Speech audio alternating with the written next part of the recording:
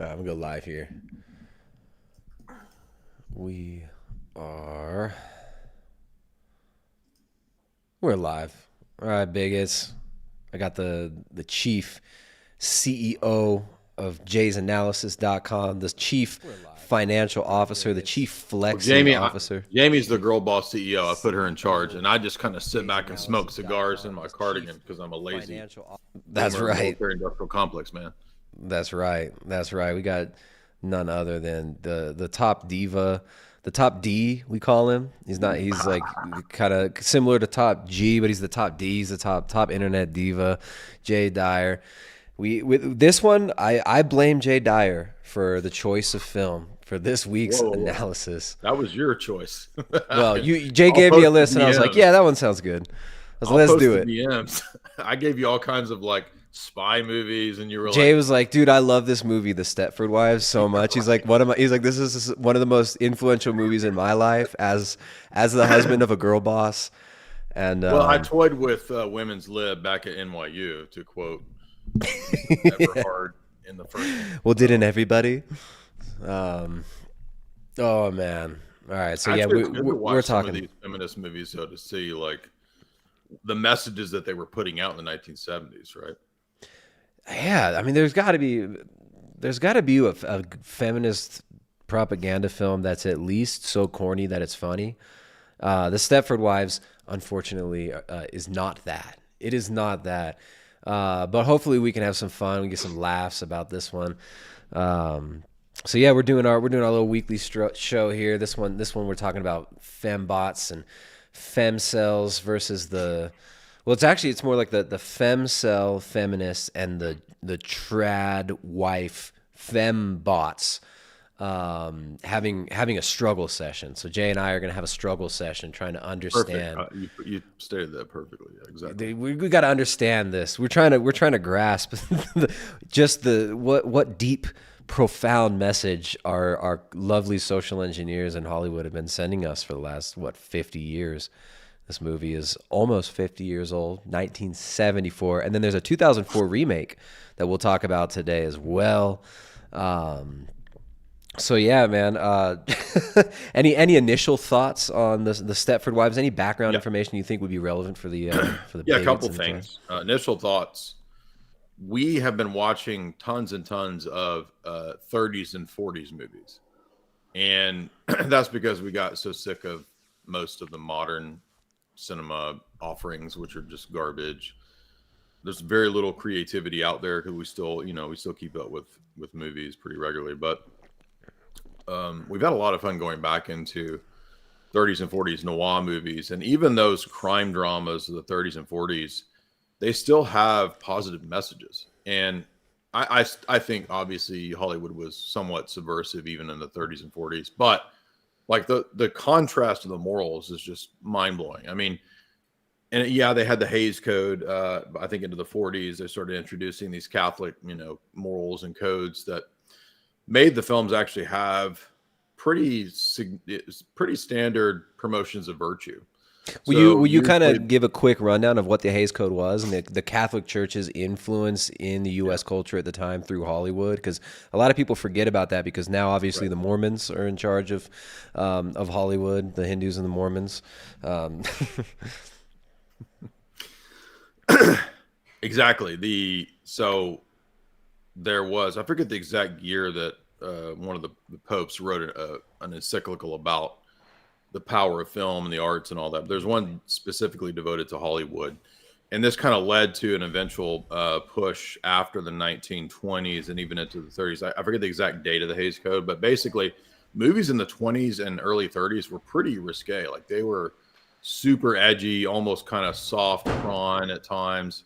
If you watch the movie Babylon that came out recently, which actually that was a pretty good movie with Margot Robbie and uh, Brad Pitt, the beginning of the movie takes place pre Hays Code.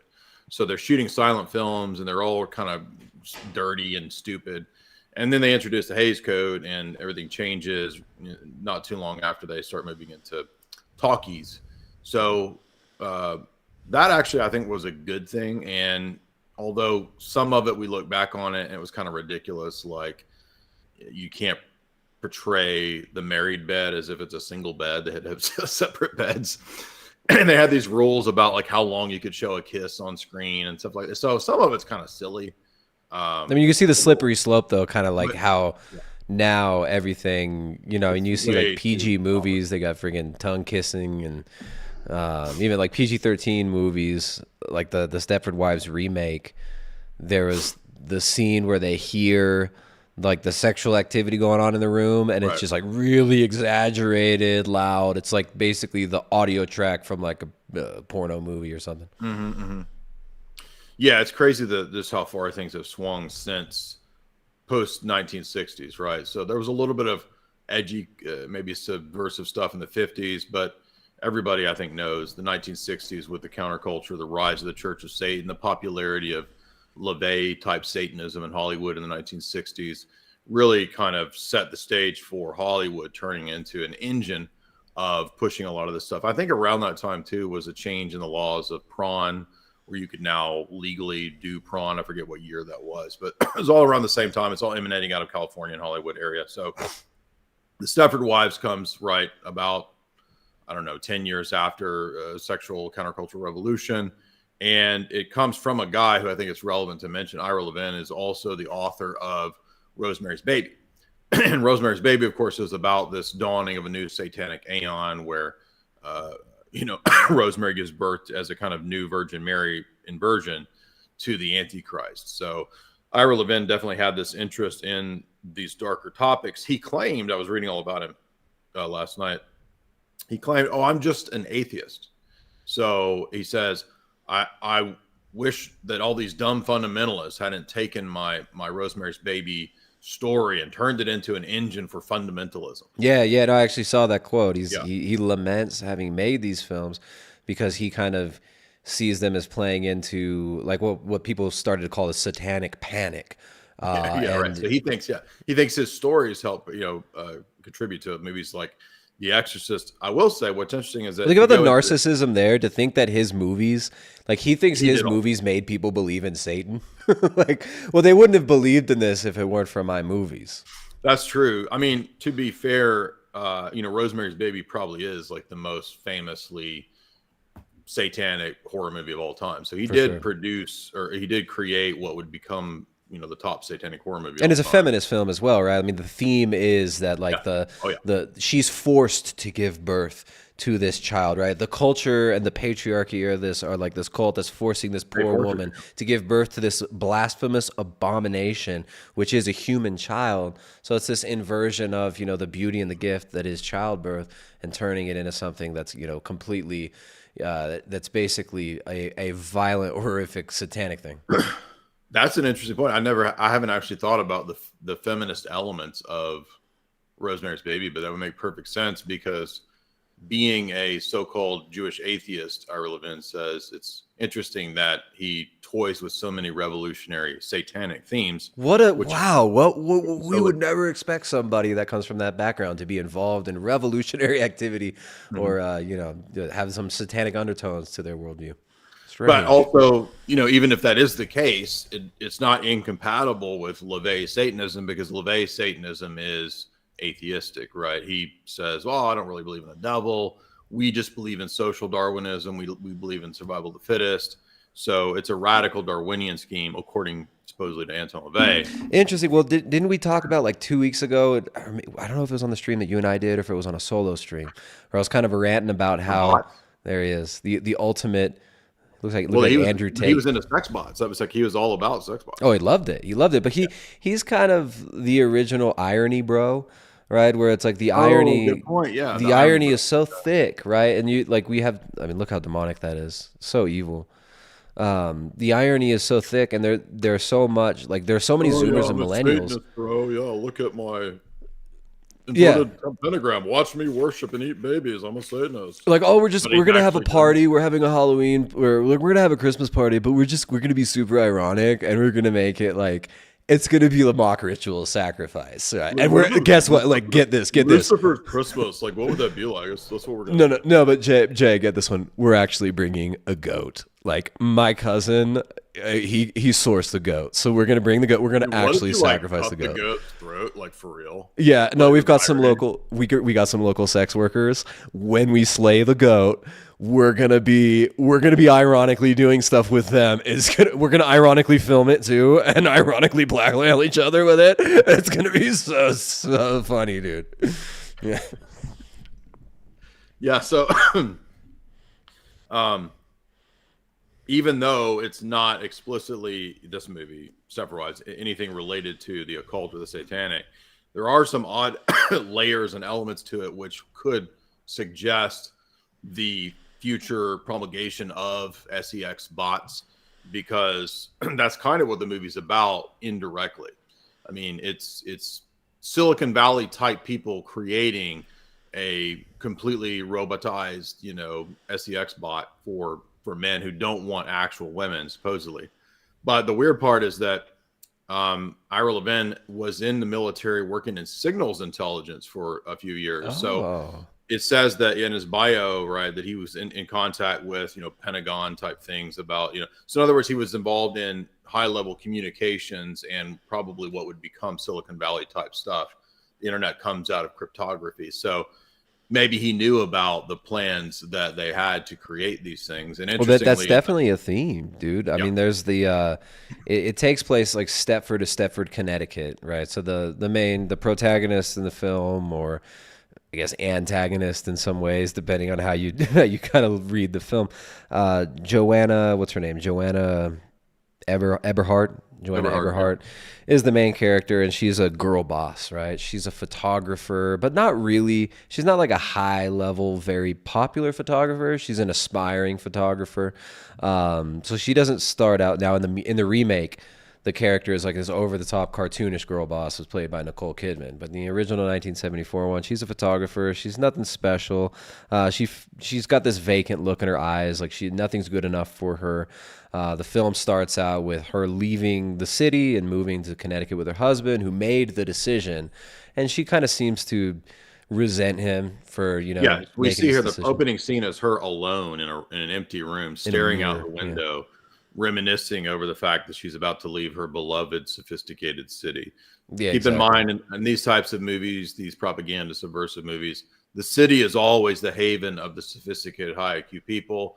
The country is the area. There's progress. There's upward mobility, and there's intelligent people in the city. There's equality and diversity. And when you get to the country, it's dumb, crazy, cult rednecks that are rapey and basically demonic. Yeah, they're creepy, they're stupid, and they're not just they're creepy and stupid, but what Hollywood likes to do is they'll take normal stuff, like you're like, well, okay, we'll show like a normal white family doing stuff, but we'll play creepy music. Right, so it's just like a family's having dinner. They're He's sitting making there. cookies, and it's like ominous music. Yeah. Like, whoa, this is so super weird. Zoom in on her dead blue eyes.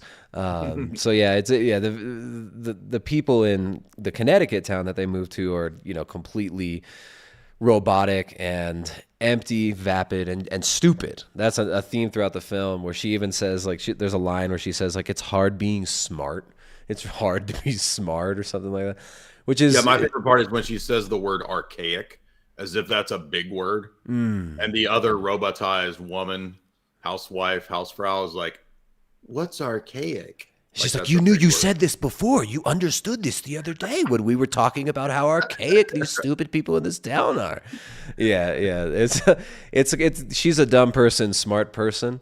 The dumb people like to say the word smart. You'll notice it's about very dumb people when they describe intelligence or like intellectual acuity. They'll use the word, "Oh, he's smart." Like, I'm really smart. So she self-identifies as smart. Well, I mean, that's in the part two. They had the smart house in 2004, by the way, which was pretty wild. Yeah, and that was actually one of the few surprising details in the new ones. The smart home and the robo dog. Yeah. So, I thought there was an ominous sort of foreshadowing scene too that was interesting, where when they're about to leave the city, they get in the station wagon. By the way, the 70s were all about station wagons. And flutes. You notice? Well, all if the you're flutes? not cool, you have the station wagon. If you're cool, then you've got, a Camaro. It's like they'll show you the cool characters will have a Cadillac, a Camaro, but the families have the station wagons in the Which 70s is movie. right. It's a denigrating, right? So it's like, and then into the 80s, right, when you start having the family sedan and you have the the van, the family van, like The soccer minivan of van. the 90s, Minivan, yeah, which is exactly. now like the Tucson, like the Hyundai Tucson, where they're just minivans, but they try to make them look like a four-wheel drive vehicle. And although this might sound weird, like when you get into the corporate psychology, it really does get this like wild, right? Like the corporations actually try to create, you know, cultures around their products. So, Well, yeah, I for mean, example, it's a culture creation, like advertisement, right. and the way that, product placement in Hollywood plays a huge role in this too. How products are situated with characters, right? I mean, Yeah. cigarettes used to be, there was a lot of advertisement for smoking back in the day. Now you see less smoking in films, relatively less smoking films, but, films like even like The Godfather, where everybody's having a drink in every scene. It's like almost That's every every scene. 40s movie. Every Poured 40s drink. movie is a cigarette and a drink in every scene. Yeah. Which, like, I mean, I don't know. I obviously That's didn't grow up actually, in the well, that's in 40s. Bernays, right? So in Bernays's book, he says that by putting it in the movies and having the characters doing this, it was able to convince the whole nation, the whole population to operate this way. And that's why everybody's grandmas were, smoking their Virginia Slims and they had their scotch all the time. Oh, that's right. Well, they actually advertise cigarettes to women specifically as being about women's liberation. Freedom This is torch. about freedom. It's your freedom smokes. Like your freedom fries was the anti-French thing of the Iraq war. Yeah. Yeah. So she sees as she's doing her shutterbug photography work, which by the way, her photography sucks. I don't know if you noticed, but her pictures are all just really ridiculous, normal things. There's nothing very interesting about her photography. So she just sees some weirdo carrying a mannequin down the road wearing wearing Daisy Duke, some kind of weird dude wearing Daisy Dukes carrying a mannequin in the 70s. And she's taking all these photos of it like it's high art. Yeah. And the And the husband gets kid's there like, and he's Mommy, I saw a man carrying a naked "Hey, lady down the naked street." woman." Right? But that's foreshadowing of men just want mannequin doll women, sex doll women, right? Hmm. They don't want real women. So it's foreshadowing for what's coming later on in the film. And the first thing that the husband says is something related to sex as well, right? He says something like, nothing wrong with that, or so. I forget what he says, but basically, if you notice every scene where the husband's talking, it's him talking about in some way, getting laid. That's all he ever talks about. And that's it on purpose because the movie is really about how men are sort of tyrannical patriarchs, as we'll see, and women have been oppressed. There's also Marxist themes all throughout the story. So again, not surprising that Ira Levin would be in the U.S. military, come back from all the signals intelligence work and decide he's a Marxist. And then he puts the Marxism into the film, which is all about, on one level, I will say that there's elements I agree with, which we can get into later, but there are critiques of consumerism. And that's really the only redeeming element of Marxism is that it does tend to critique consumerism as a form of mind control. Of course, Marxism is also a form of mind control, and Marxism is also funded by billionaires. Yeah. Well, I mean, yeah, and you see this in movies like we did Fight Club months back. You see this in films like Fight Club where it's critiquing consumerism, the emptiness of consumerism, but the movie is actually, you see how much product placement there is in the movie. It's like constant, Starbucks, IKEA, all this stuff. So while it's kind of supposedly mocking these corporations, they're clearly getting money and funding the film through product placement by these corporations. So it's the movie itself is a consumer's product. People Yeah. are paying to go watch the latest, thing that Hollywood's putting out in the theaters. Buying Exactly. it. So the movie itself is a consumer's product. Hollywood's the top of the pyramid of consumerism. So Yeah. Well, the film actually, I mean, there is this kind of one of the few redeeming. Just it's not even like it's executed well, but the concept of human beings becoming the consumption object, right? Right. The men and the women in some of these. I mean, the same with in the last one we did. What was it?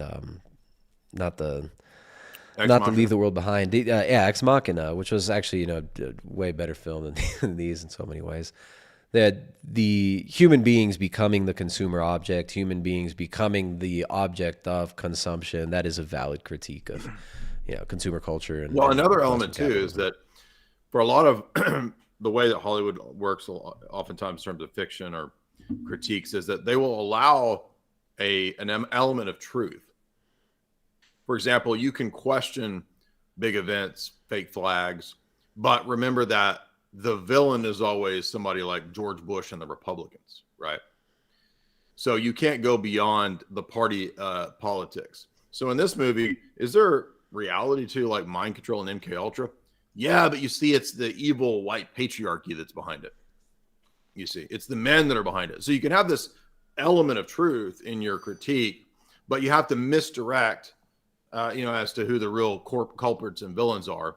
Yeah. And it's, that's what they often allow. Like you can have that kind of a critique, right? Like if you remember, they would allow you in the 2000s to critique the events of the Big 9 event, but it was immediately shuffled into a Democratic Party thing, where if you question 9/11, oh, you're a Democrat and you just don't like Bush, as if it's not above Democrat Republican level. So they'll allow it only in the dialectic. Yeah, that's a good point. So so they get to Stepford. They get over to Stepford, and they get into their new home. And the girl boss is suddenly kind of a fish out of water. She doesn't know what to do. She doesn't know what to do with herself. She doesn't know how to present herself. And the neighbors, the way they present themselves, it's kind of a psychological thriller. It's supposed to be it's supposed to be kind of a horror film. The 1974 version. Now the 2004 version is supposed to be a comedy, and it's about as effective at executing that as this one is at being scary and frightening. But the first interaction she has with the neighbor, it's the wife. What is that chick's name? What is the neighbor's name? Try to find her in the notes here. The Van Sants, the Van Sant woman. This woman, she shows up. She's like completely zonked and vacant and very kind of strangely sexualized. Like she's got this kind of this like Hollywood vacant. Hello, I'm so nice to meet you. I brought you this pie. I thought you could use this. And the husband's a little bit taken back. You can tell he's kind of almost, maybe a little bit attracted to her, hypnotized. There's this kind of hypnotic back and forth that goes on between the husband of Joanna Eberhardt. The husband's name is what is the husband's name? It starts with a W. Walter. Well. Yeah, exactly. So, and keep in mind too, I just remembered, this is the era of second wave feminism. So second wave feminism had just kicked off in the 1960s, largely through Abby Rockefeller putting a lot of money into Chicago University, Betty Friedan and these characters, and then Cell 16, which was the most radical group that was really pushing the stuff hardcore, which Abby Rockefeller was part of. Yep. And the thing with the second wave is that you'll notice the two girls, the main two characters, the two wives that become buddies, who don't want to go along with their suburban programming. They are espousing all the second wave feminist values, and this is beyond first wave feminism, focusing on voting rights and this kind of stuff, legal rights. Now the focuses are being freed from domesticity, having sexual liberation, sexual freedom, and reproductive rights. Hey, can you move your mic a little closer to you? Your voice is fading out, almost like the mic's auto adjusting or something weird. Is that better? Let me hold on. It might be turned down. Oh yeah, for some reason it was turned down. Cool. I think it's better. I'll make sure to adjust it here in the program. Okay, yeah. Trying to make Sometimes sure they're even. Apple automatically turns stuff down. But Bigots in the chat, make sure you let us know if the audio levels are equal, because I'm not hearing it on your end. I think it looks equal on my little how's that my now? little equalizer. My little Shout out to equalizer my girl here. Foster. Shout out to my queens. Slay queens. Oh, you don't have to call me your queen, bro. You can just call me your friend, dude. It's all right. Shout out to my fellow e-celebrity divas. How's that? That's right. Well, there's only two of those, clearly. So these slay girls are ready to chop down this patriarchal tyranny here in Stepford, Connecticut. And they're going to do it with second wave feminism, again, which focuses on freedom from domesticity, freedom from, being confined to being only a wife, not having a career. Careerism is a big part of it, and reproductive rights. Yeah, and the first wave feminism was about property rights, voting rights. This one's more of equal rights as far as economics, right? And of course, you look at documents like the the Population Council report, the Rockefeller Population Council report, and they're talking about promoting this stuff in the 1970s. They're talking about actually promoting a changing image on what it is to be married, changing image of the ideal family size, changing roles of men and women, and using mass media. They discuss specifically using mass media, television programs, and sitcoms to influence how people see the family. So this movie kind of presents itself as trying to be like this highbrow, meta-level critique of male-female relationships, and even does have aspects of kind of trying to, like, it has an aspects of lampooning feminism a bit and critiquing it in a way, right? So whereas like Joanna's character and Bonnie's character, they're kind of crude, right? They're always talking about sexual stuff, talking about other people's sexual behaviors. They behave in a way that's, they're a little bit unkempt, right? Their homes are more messy. They stop caring about their kids. They don't care as much about their children. So it's like they do become almost this like what men are supposed to, what Hollywood would portray men as fearing feminism as, right? So they're disobedient. They don't respect. Become cartoonish versions, right? So it kind of, I don't know if they were really going for that too much, or if the execution was off, if they were maybe trying to present this as like, well, we're making fun of the patriarchy and men's unrealistic expectations on what they want from a woman, but at the same time, look, we're also critiquing feminism and the extreme aspects of that. But it does get the men are much less the men have much less agency in the film, right? They're kind of just doing what men do in almost this like this animalistically robotic way, try to robotize their wives. And you mentioned like the MK Ultra themes, right? Like there's the character that she gets introduced to. His name is, it's not Mike, it's Mike and the other one. His name is Diz. Diz for Diz. Disney. And he says that. He says, well, my real name's not Diz. They just call me that because I used to work for Disney, which I found that as a strange detail. It's a really interesting detail. And then also, so he used to work for Disney, and he ends up being kind of this, mind control mastermind, technocratic. All of the husbands are military industrial complex people. Exactly, because the whole town is built around tech and computers, and it's kind of like a Silicon Valley, but in Connecticut, basically. And they're aerospace. They mentioned specifically aerospace, computer technology, and I think there was one other thing, but all these things that they mentioned as far as like the economic reliance of the men, they all do connect to technocracy, mind control, and what was going on, with the MK Ultra experiments. So I'm not sure how much of that is intentional, but I would have to say that is a little bit. Well, I think the left in the 1970s, which Ira Levin represents, they did accurately, just like the left, in the 90s and in the Bush era, could accurately pick out some of the problem players. Yeah. So the military-industrial complex, Silicon Valley in the 2004 version of Stepford Wives, absolutely are malicious actors, right, on the world stage and to socially engineer. The problem is your mic's doing that thing again. It's like cycling in and out of. It's like it turns itself down. Sorry. I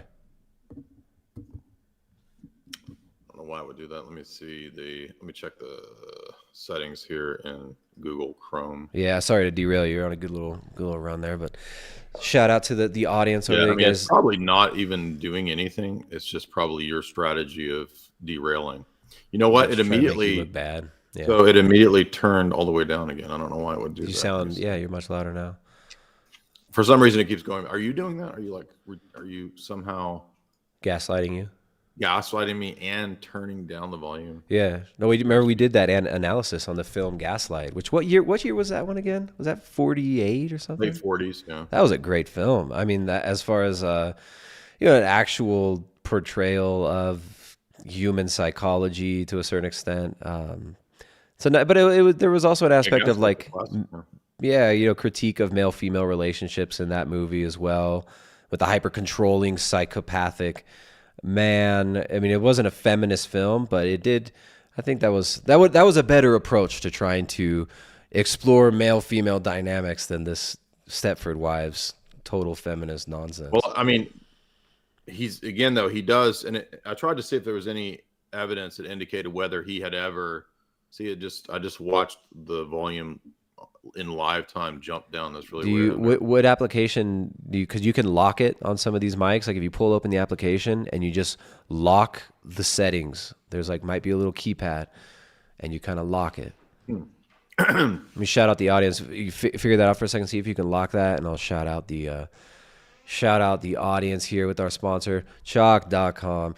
You guys, we got a lot of sponsors here. We've got Raytheon, Boeing, clearly. JaysAnalysis.com is our biggest sponsor.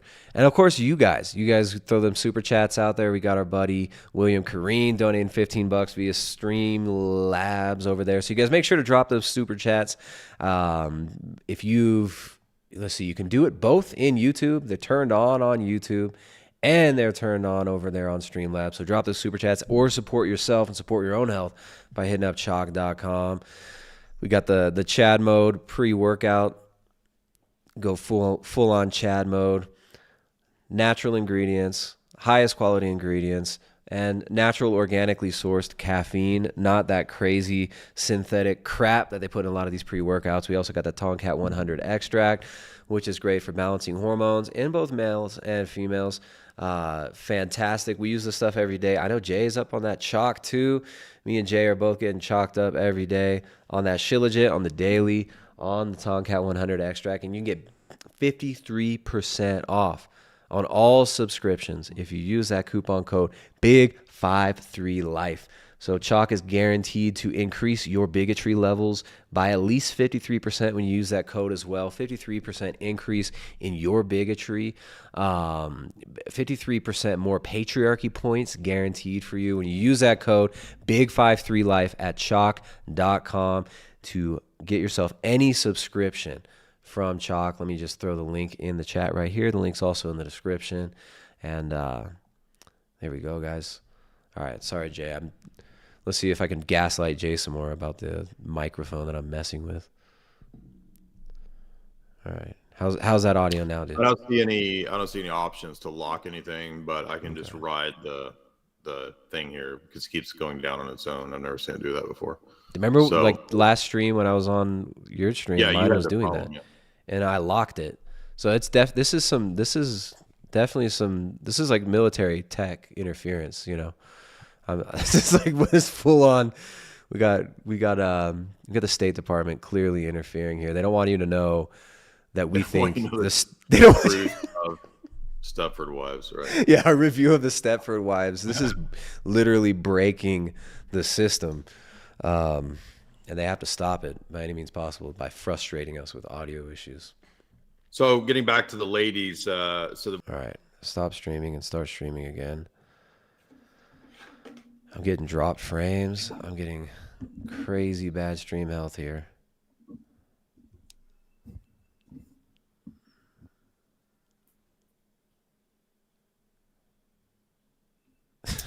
The chat's like, chat's like talking about black helicopters and stuff. This is so strange, though. I don't understand why. Because I've got a perfectly good connection to you, but it's what I'm sending to. You didn't change your mic. You have the same microphone, right? No, nothing's changed. Your iPhone 5 microphone that you hooked up there. Oh man, this is crazy.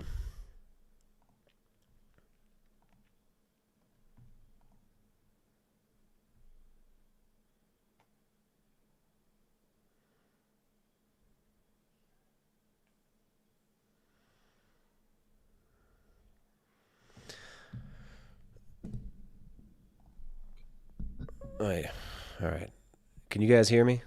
Do we have any connection at all right now to YouTube? Are we streaming into the abyss? Jay's mic is flipping out. Jay's mic's flipping out. My OBS is flipping out. And now it seems like we might be back. I sprinkled some smart dust on my modem.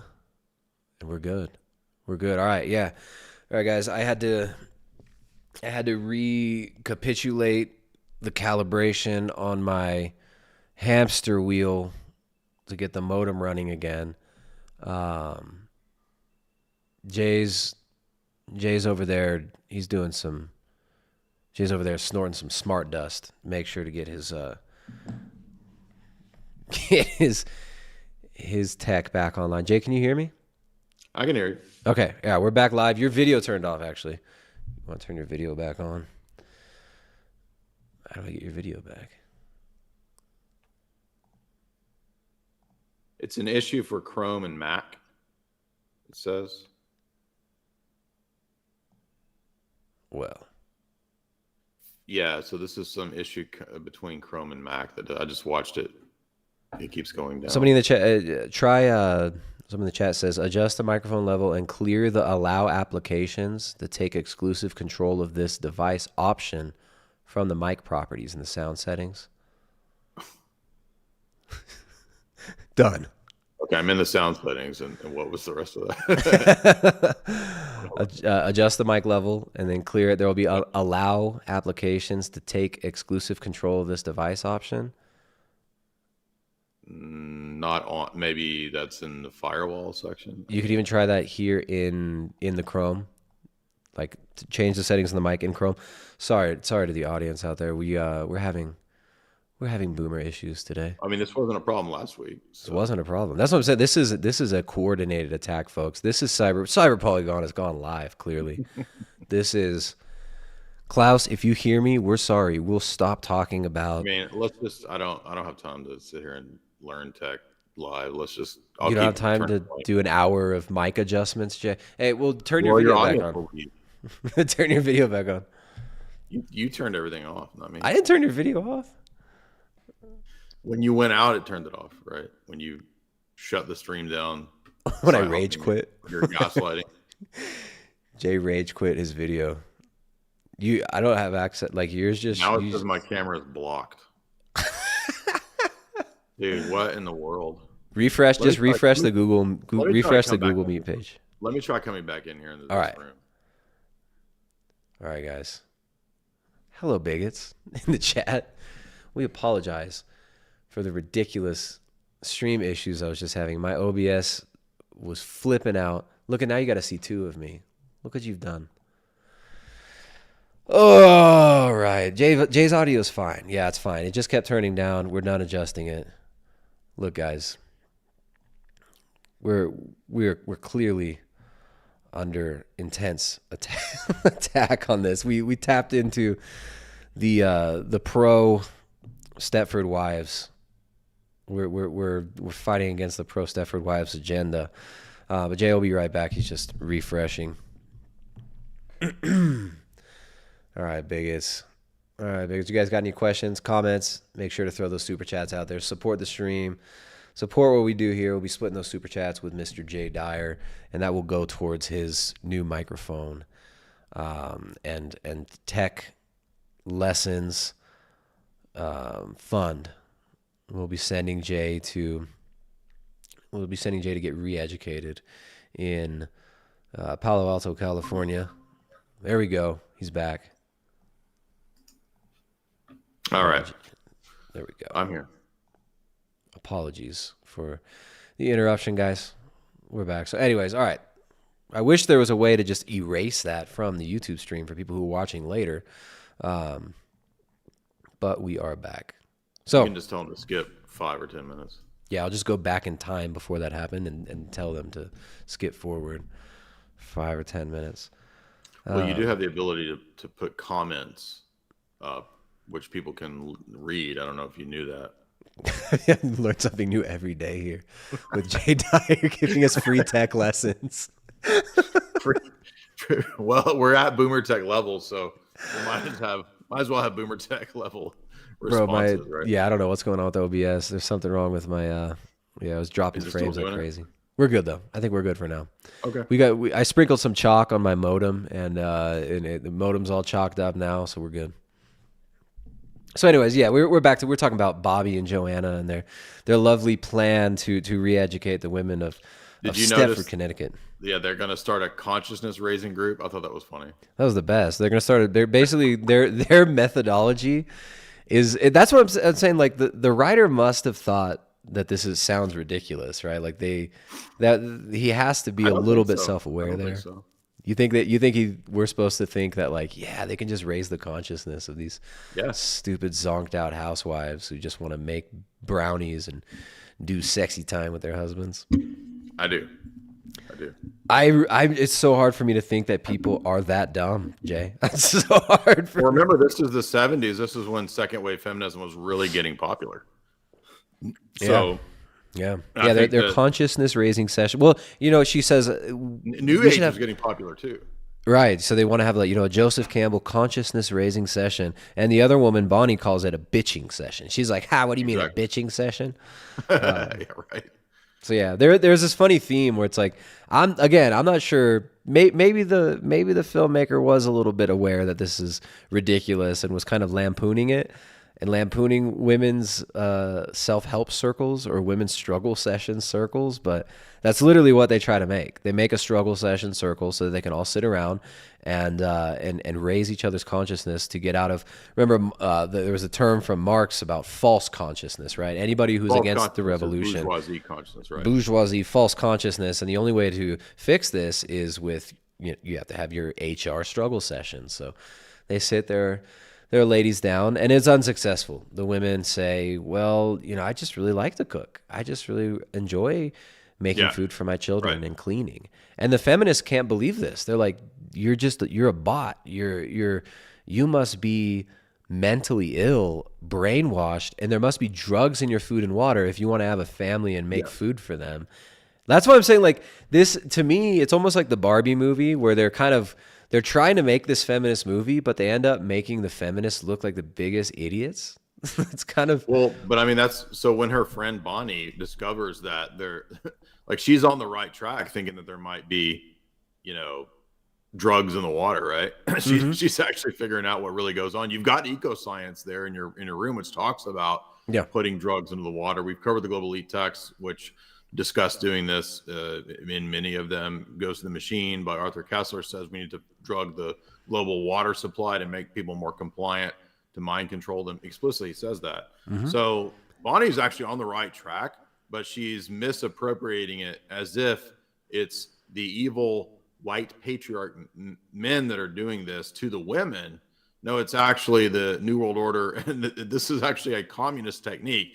The women are communists, by the way. Like, you notice they also critique the consumerism, because the women that are mind controlled, the bot women, they mindlessly repeat TV ads. Did you notice that? They just repeat the ads that they saw. They're walking television ads, which is, I mean, it's not funny the way it's done. They're trying to be funny and clever, but yeah, they just repeat from like their laundry soap commercials and they're mindless consumer drones, whereas the feminists they've awoken from... They see through the lies of capitalism, right? Mm-hmm.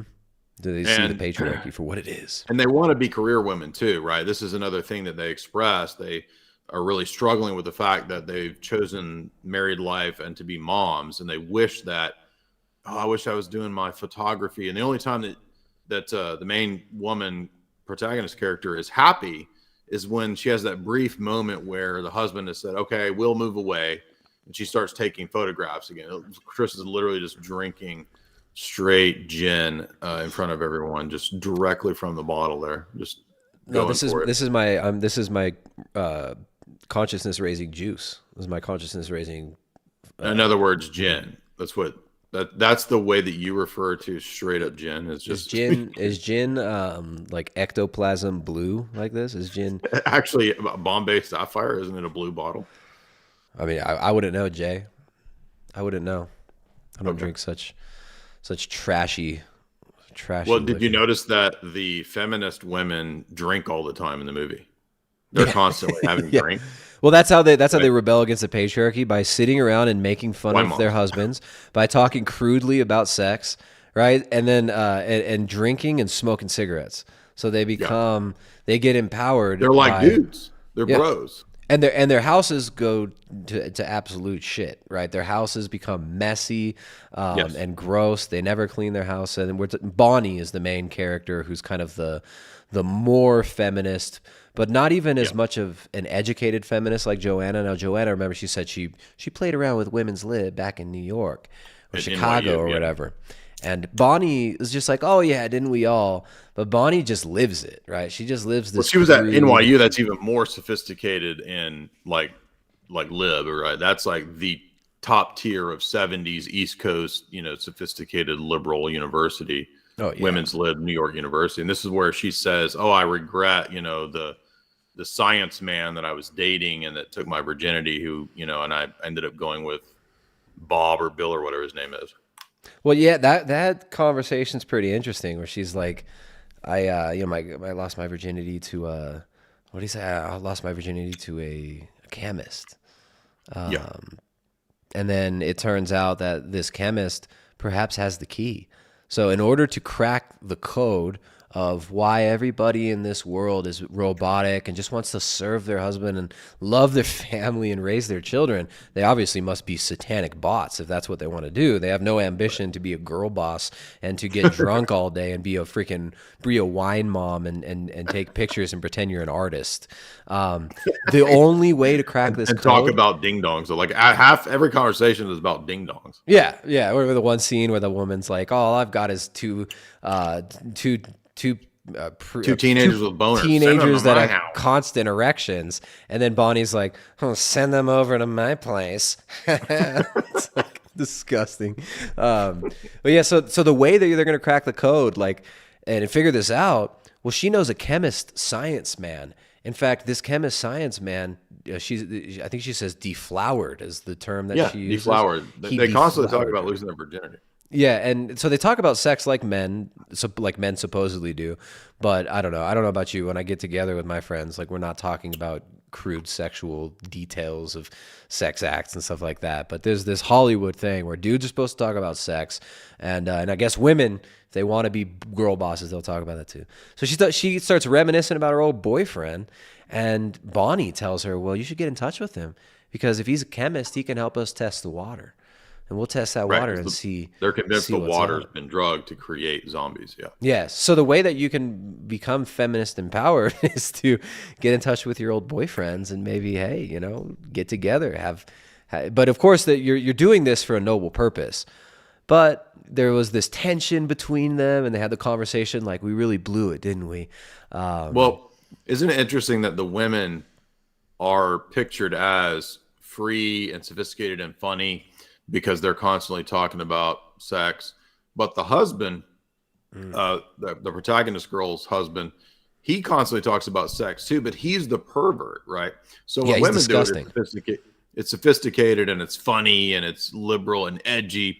But when the husband does it, he's a sleazeball. It actually looks like a sleazeball, right? He dresses with this, like, butterfly collars with his hair hanging out of his chest, and Yeah. it looks like he sells like at a prawn shop, right? Right. He looks like Jay. He's bald. He's sleazy looking. Yeah. He's always talking about sex, but it's gross when he does it. However, sophisticated and edgy when Bonnie and the protagonist do it, which is like every scene. Yeah, that's a good point. That's a really good point. I love how Bonnie like almost tempts her into ruining her marriage and cheating on her husband with this like past lover.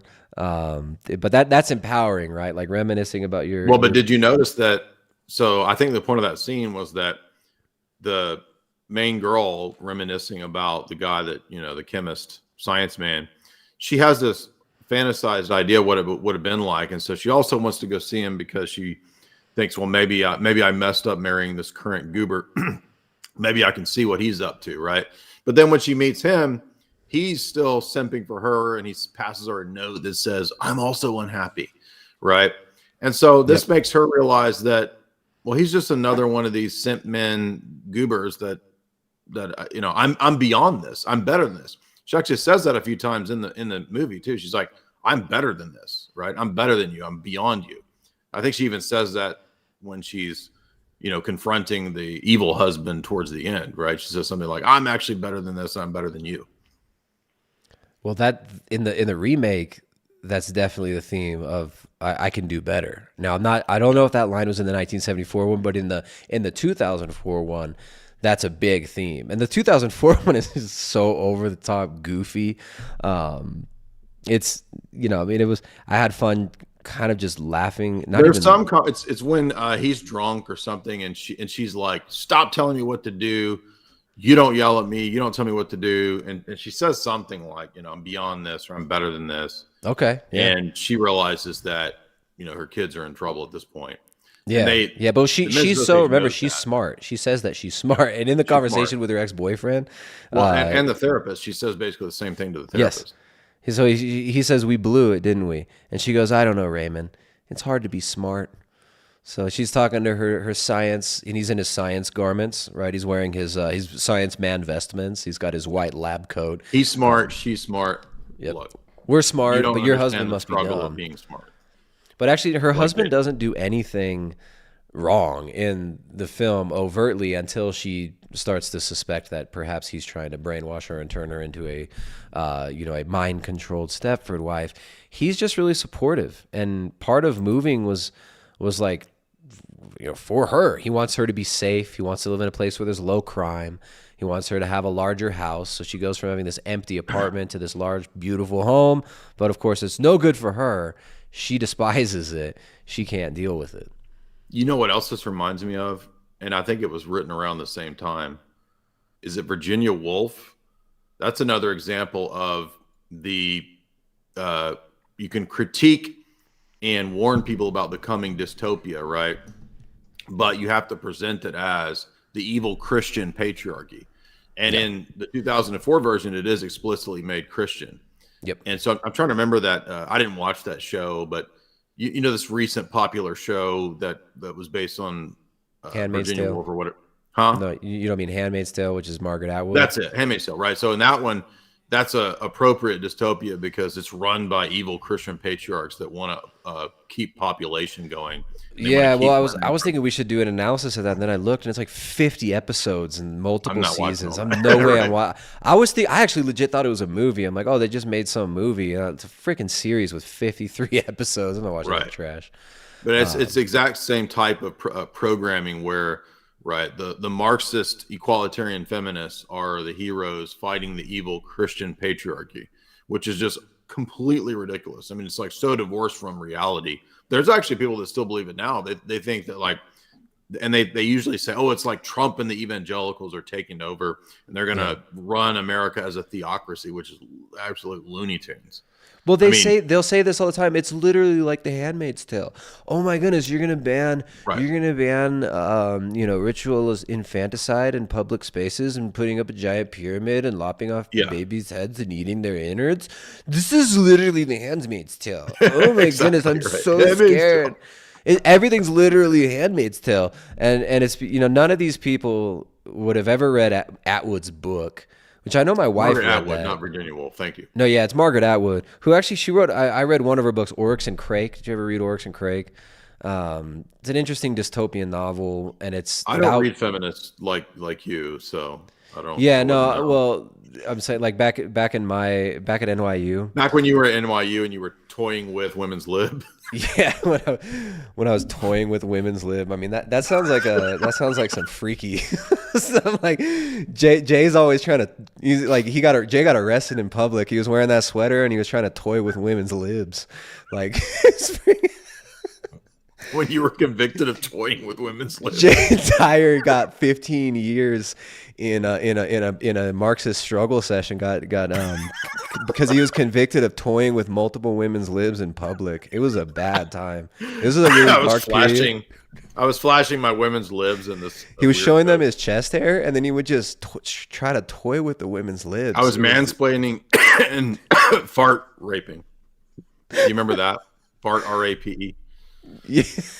No, I don't remember that, but I could. No, that was for a while there, back about 3 or 4 years ago. The women were saying that if they're in public and a man passes gas, they were saying it's a version of fart, R-A-P-E, because it's acceptable for men to do that in the presence of women.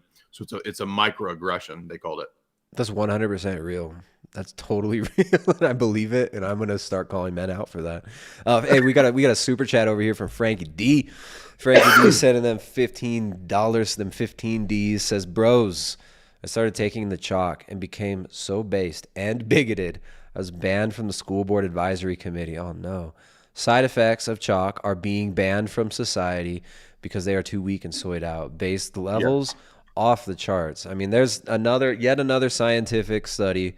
Conducted his own N of 1 study. Frankie D, I'm pretty sure he probably got a PhD. I think he forgot. He's a living scientific study.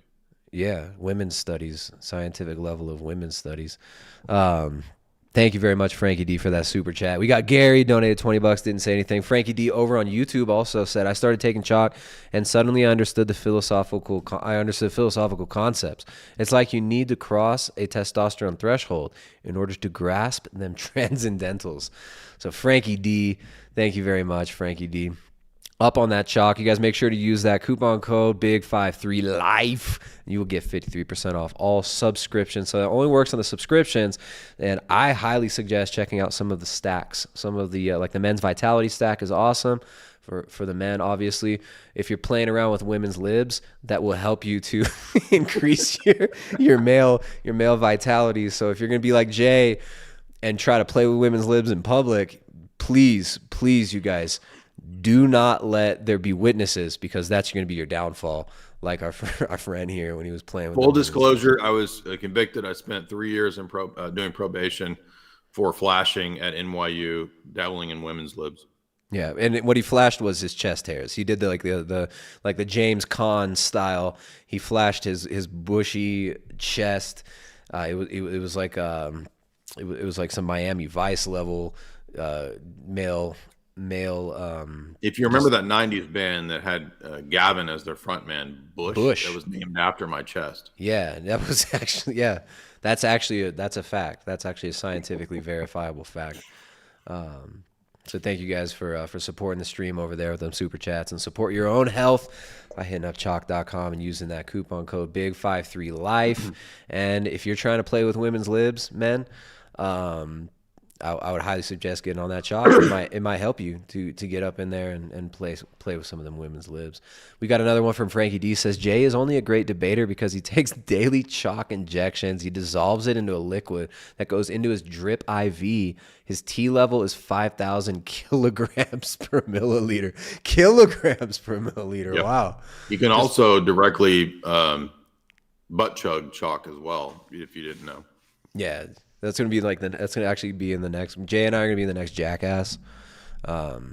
Steve, "Hey, this is Steve, and this is butt chugging chalk and playing with women's libs in public." Oh, dude,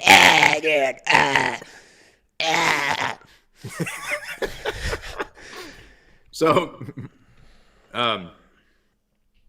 there is a scene, by the way, in the old one I forgot to mention that does include religion. Because one of the people that gets into the car working with Diz and the people that run the institute, or the men's society, is a priest. Did you notice that there is a scene of a guy with a clerical collar who gets in there to help manage one of the guys who's having a breakdown because he's turned his wife in to be turned into a synthoid? Yep, and that's the only reference to God, religion, or anything like that through this whole film that I remembered. Was there any other reference to church, God, anything like that? No. Which is interesting for a film that it's a horror, like in a horror film or a psychological thriller, when people are under intense psychological duress, even in the one we did a few weeks ago, Leave the World Behind, where the world's literally ending. It's kind of this apocalyptic thing. and all the power goes out, and it's the the Reddit apocalypse is occurring. Not a single character prays. They only at one point a character mentions, oh yeah, do this and this and maybe pray or whatever. And but yeah, there's no mention of God by any of That's the a good characters. point. Nobody prays. I didn't even notice that. Yeah. Right, the world's ending and nobody's thinking about like, oh man, Right. I got to get right with my. Maybe I should repent. Right. Yeah, maybe I should repent. Maybe, hey, I'm sorry for for being so awful to you, and I wish I had more time for repentance. No, there's no concept of that. It's just like, let's just freak out and act like animals.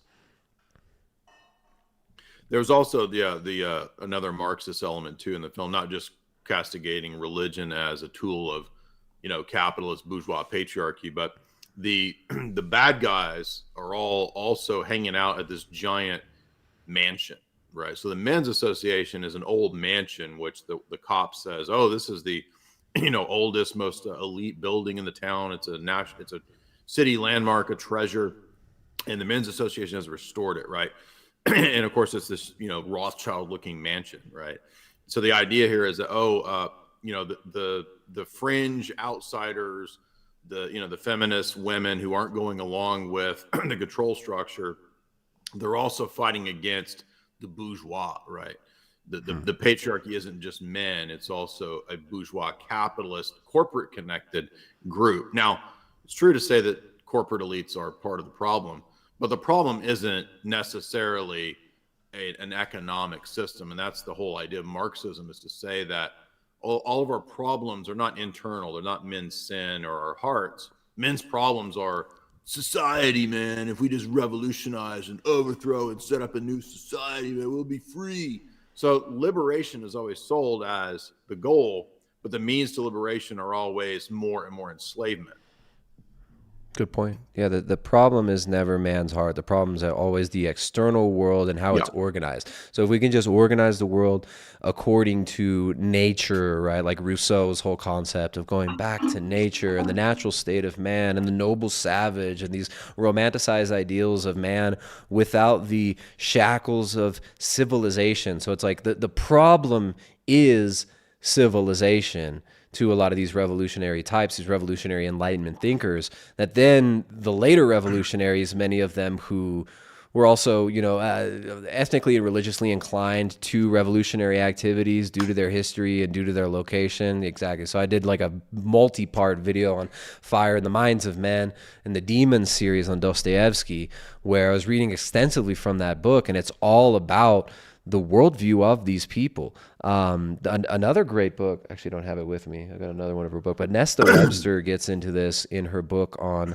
her book on the World Revolution. Nesta Webster was a historian who, actually this book, the World Revolution book, the intro, there's a foreword written by Winston Churchill to her book where he's praising this in like the 1920s, and then of course he ends up really changing his tune and kind of falling in line with these revolutionary types, inciting with the Bolsheviks and working with the Bolsheviks in the 1940s.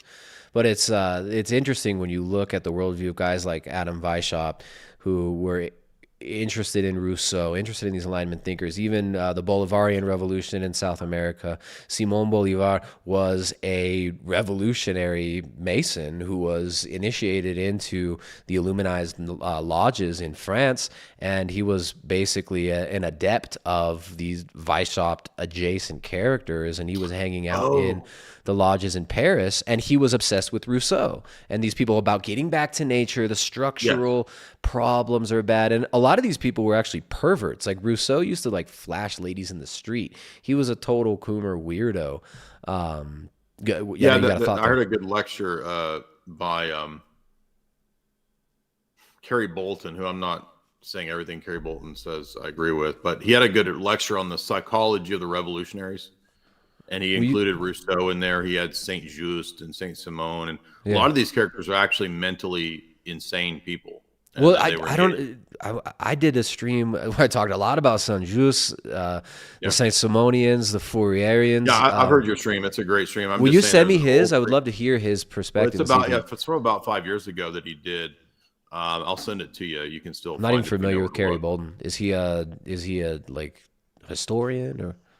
Yeah, he's a geopolitical analyst, historian. He has a history where he was pretty deep into occult stuff. So I'm not advocating everything that he says, but he's very well read, and he's written books on tragedy and hope. He's written books on French Revolution type stuff. He's written on Islam and Zionism. He's very well versed in the history of these kinds of things. I don't know that he still has occult affiliations. I'd heard that maybe he was moving away from that, but I don't know. But I've heard a lot of his stuff and read some of his books over the years, and he's pretty insightful when it comes to this kind of a thing, like the psychology of the revolutionaries. And yeah, his talk was very similar to the talk that you did. Nice. Point being is that the revolutionaries are essentially, like Tristan's saying, these sort of demonic figures, but they're always pictured as something to shoot for, while the healthy, normal elements of society are the things that are weird and aberrant and things to get away from, like a family, kids, and so forth. And even in the 2004 version, Bette Midler plays the women's lib friend of Nicole Kidman, and she's like, they keep saying, well, what is normal? Normal is being on meds and having problems and going to a psychiatrist. That's what normal people do. Yeah. Abnormal people move to the country and have a bunch of kids and go to church. Literally, that's what they say. Yeah, and in the 2004 version, they know that their friend has been brainwashed and is being turned into a Stepford man, and he's a flamboyant homosexual, and he's all of a sudden becomes less obnoxiously effeminate and outwardly, overtly effeminate, and acts more masculine. But then he still talks about his partner and talks about, God blessing his marriage with his partner, who's another man. And their whole thing, like the feminist group in the updated movie, it's more like third wave feminism, right? So it's more inclusive. And Bette Midler's first conversation and her character reveal, she walks into this party in Stepford and she starts talking about, well, there's not enough Native Americans and African Americans, and and this is 2004, so she if it was 2014 or 2018, it would have been, there's not enough trans women and right. Furries. We need more furries here. Right. And so yeah, Bette Midler's the third wave feminist now. First wave feminism is about voting rights, property rights. Second wave feminism is about equality in the workplace. They started the the equal pay propaganda. Yeah. Third wave feminism is about including all the other things, right? It's about adding all the you don't just have feminism, it's LGBTQIA plus and or just P. We all know what the P is going to stand for eventually.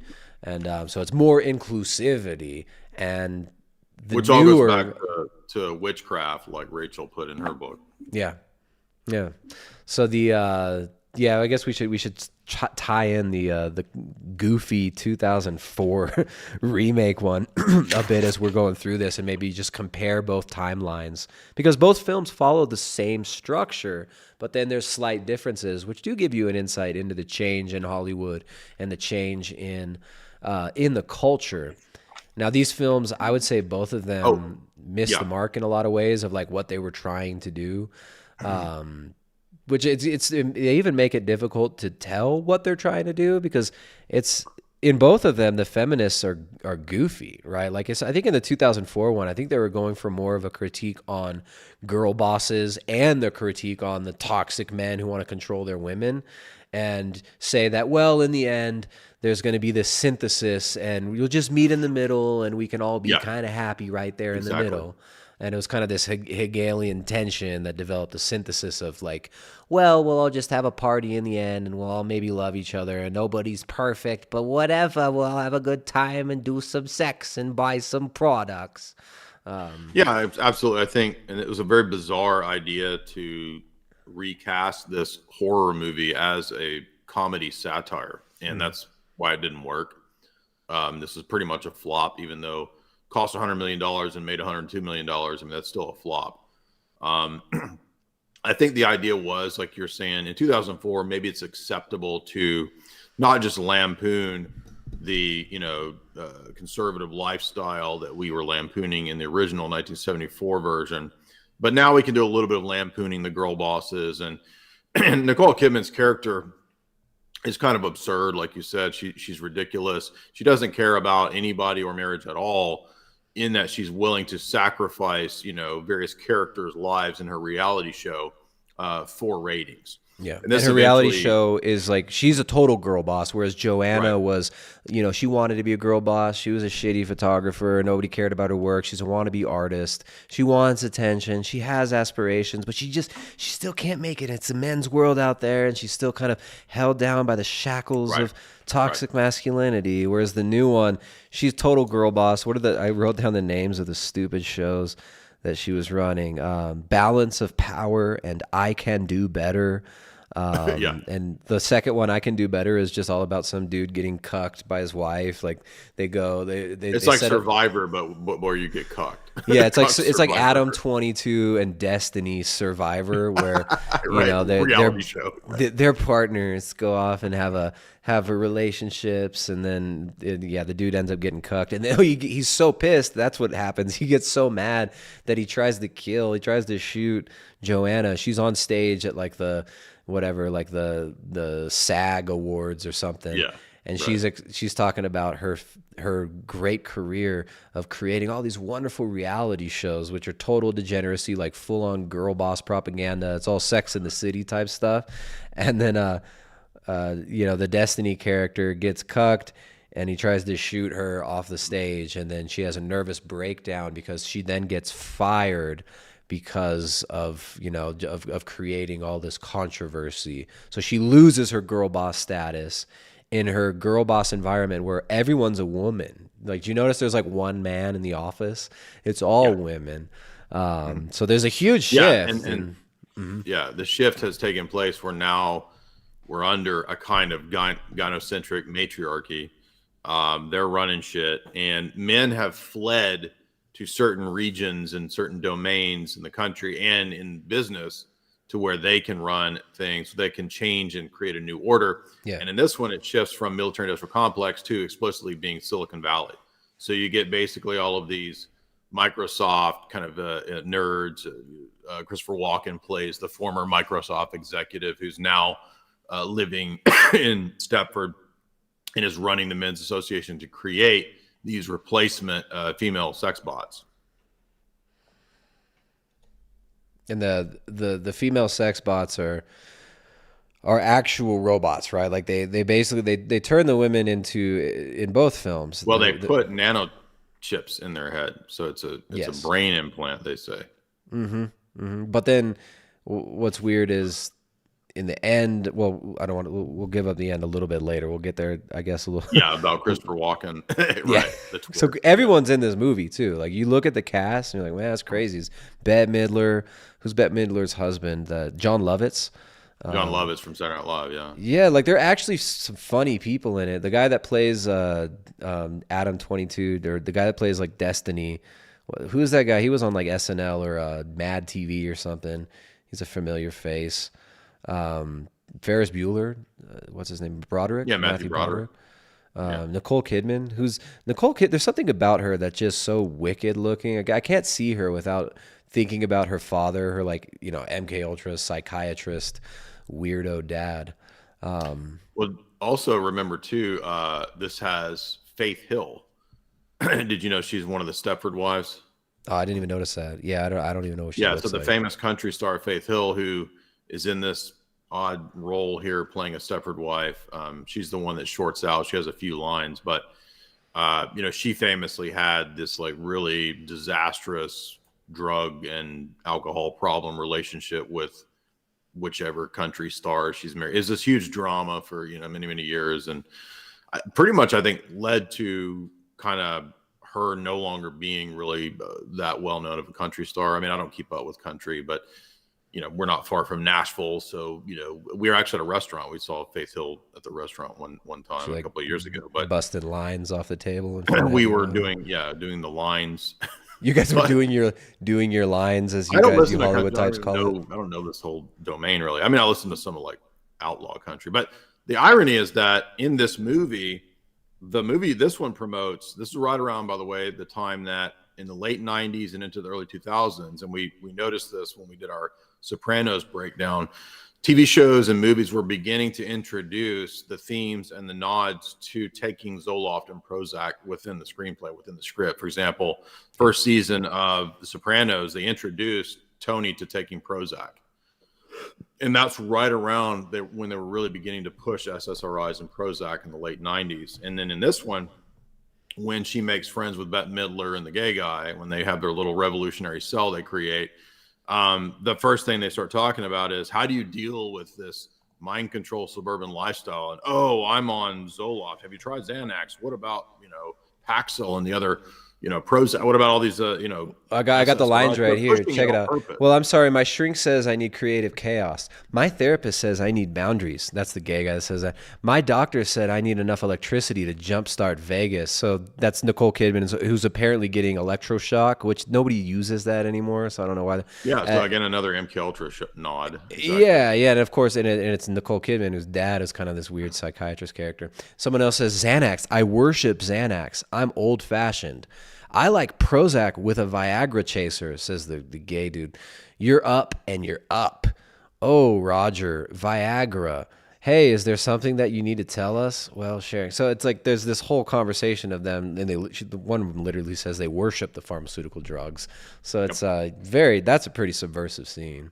Oh yeah, totally. And it's supposed to be funny and like, oh, we're just laughing, like, oh, people are on drugs, but it also the repetition of this normalizes it, right? So while they're supposedly mocking it, they're mocking it while normalizing it and while saying, like, oh, this is cool, these drugs all make us happy, everyone else is a robot, right? The Stepford husbands and the Stepford wives, they don't engage in these pharmaceutical drugs. Only the based and high consciousness people who understand the problems of the patriarchy, they get high.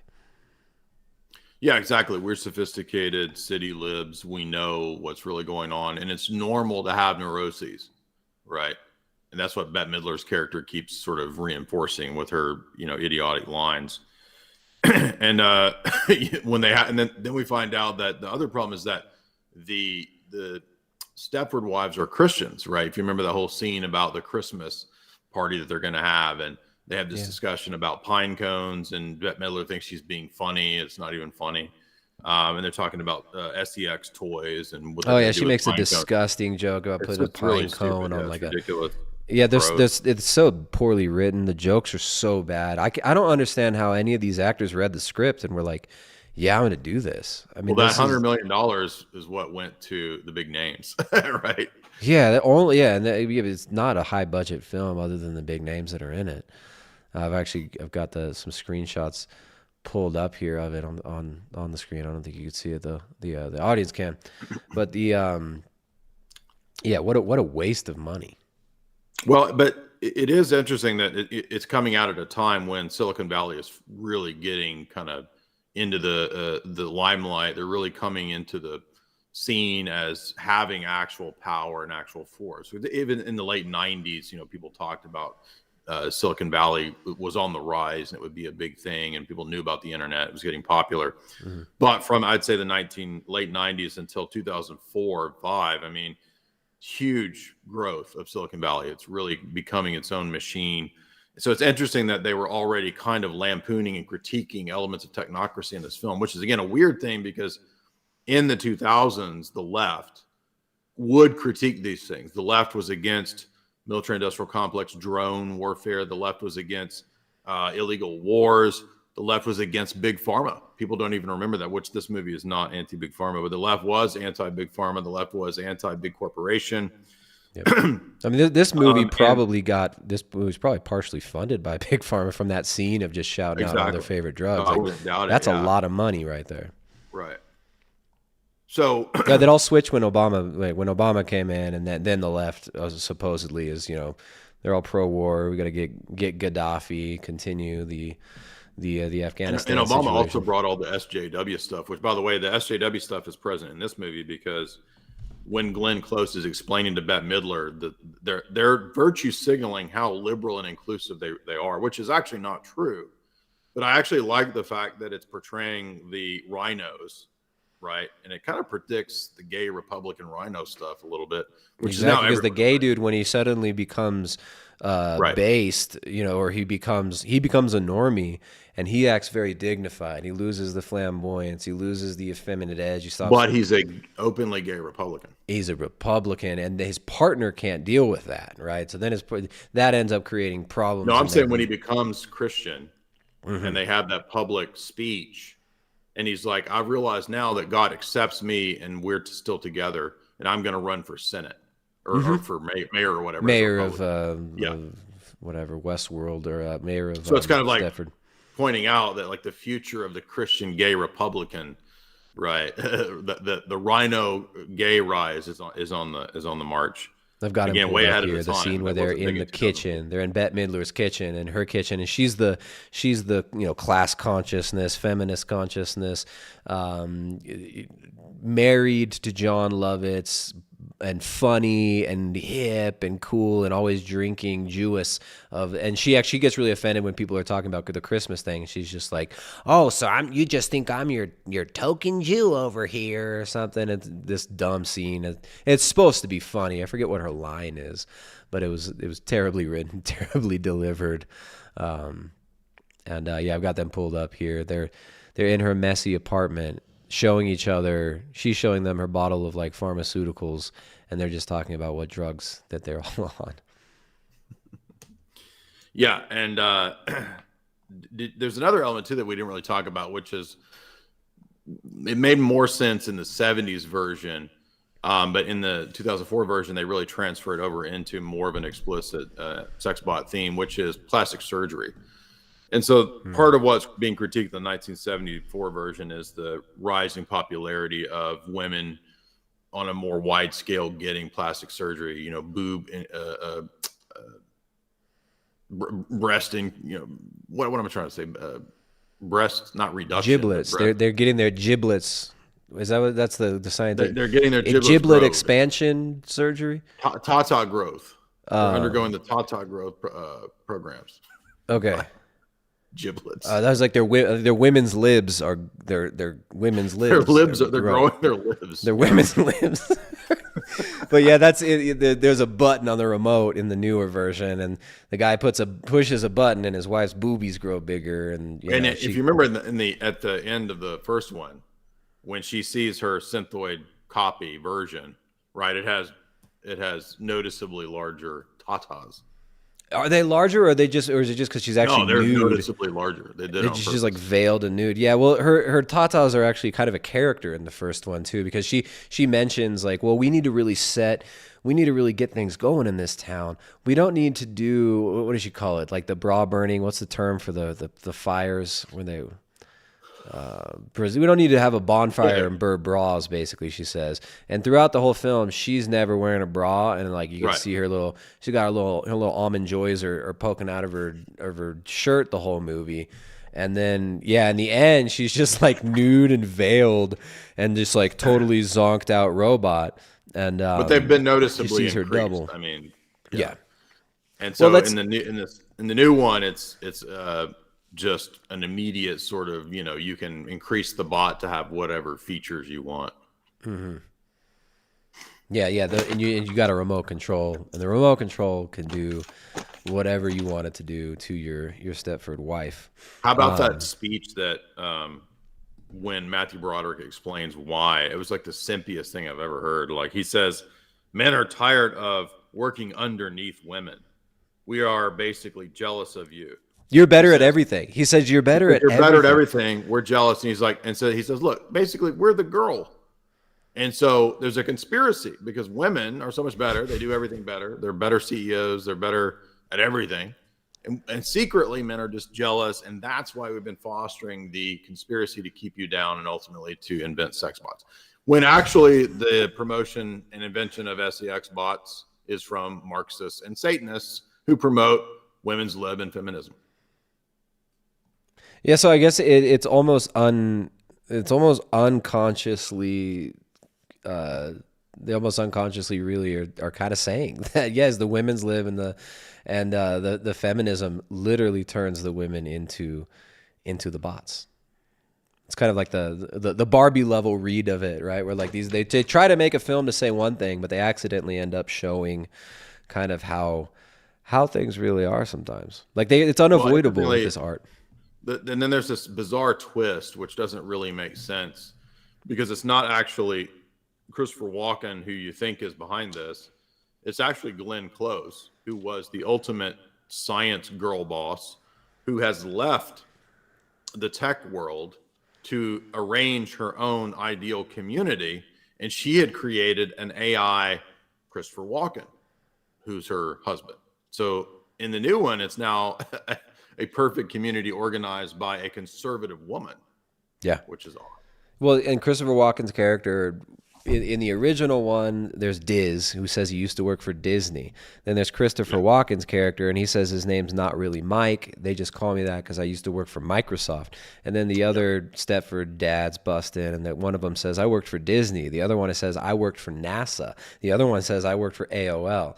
So they maintain that theme of aerospace and of Disney and of tech and cybernetics.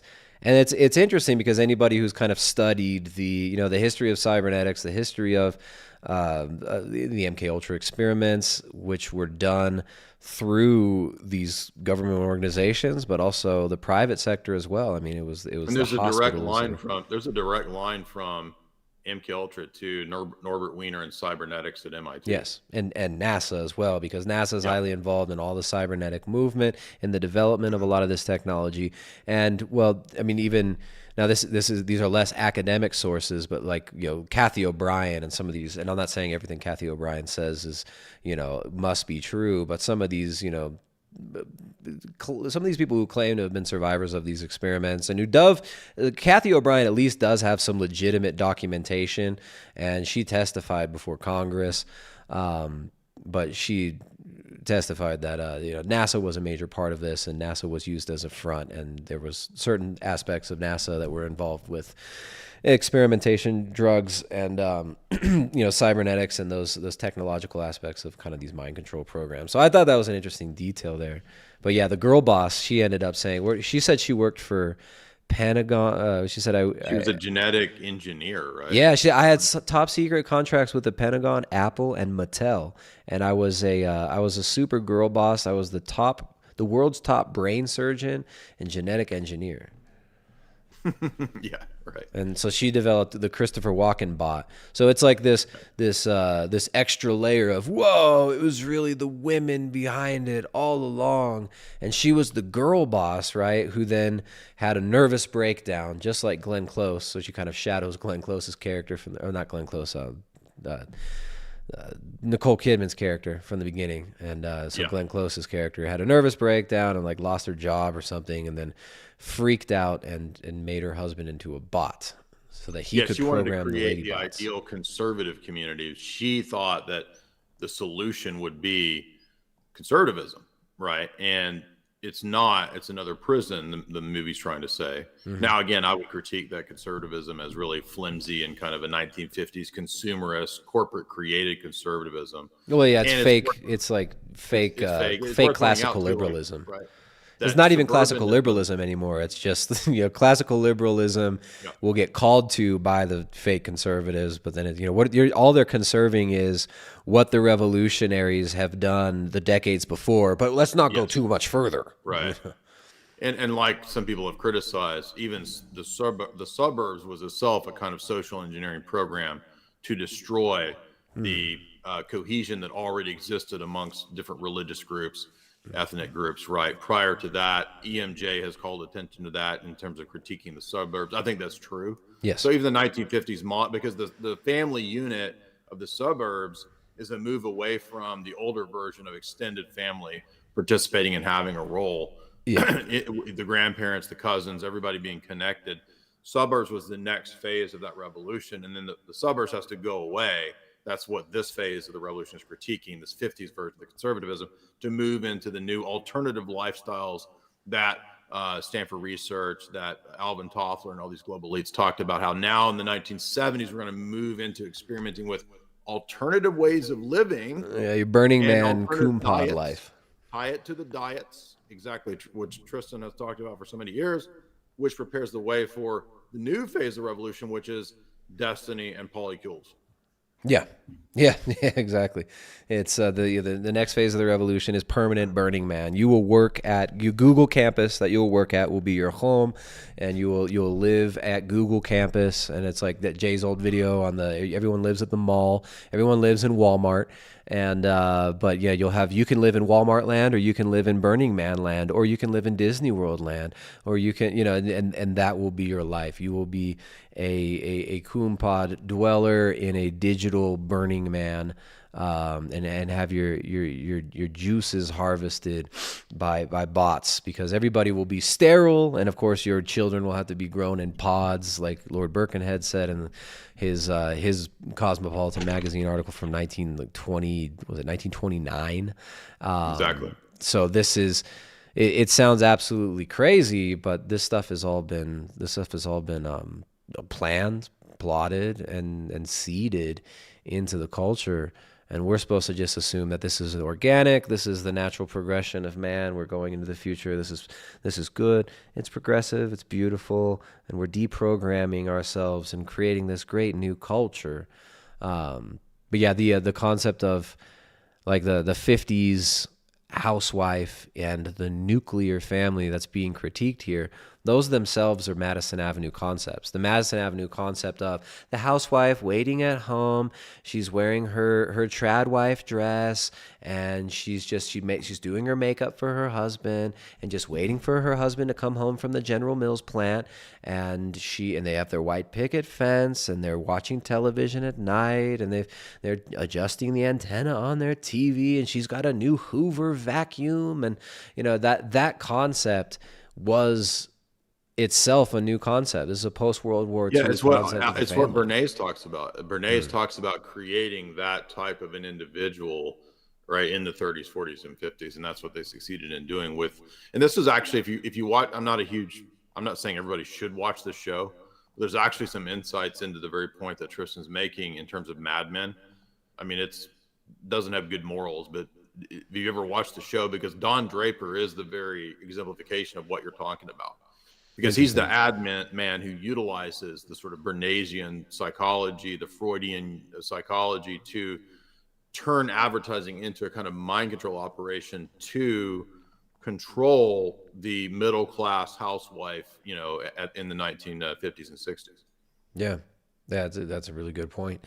But so they're tearing down the straw man of the patriarchy, and the so-called patriarchy that they're tearing down is this 1950s submissive suburban housewife with her, heavy drinking, chain smoking husband. It was very popular for housewives in the 1950s to take various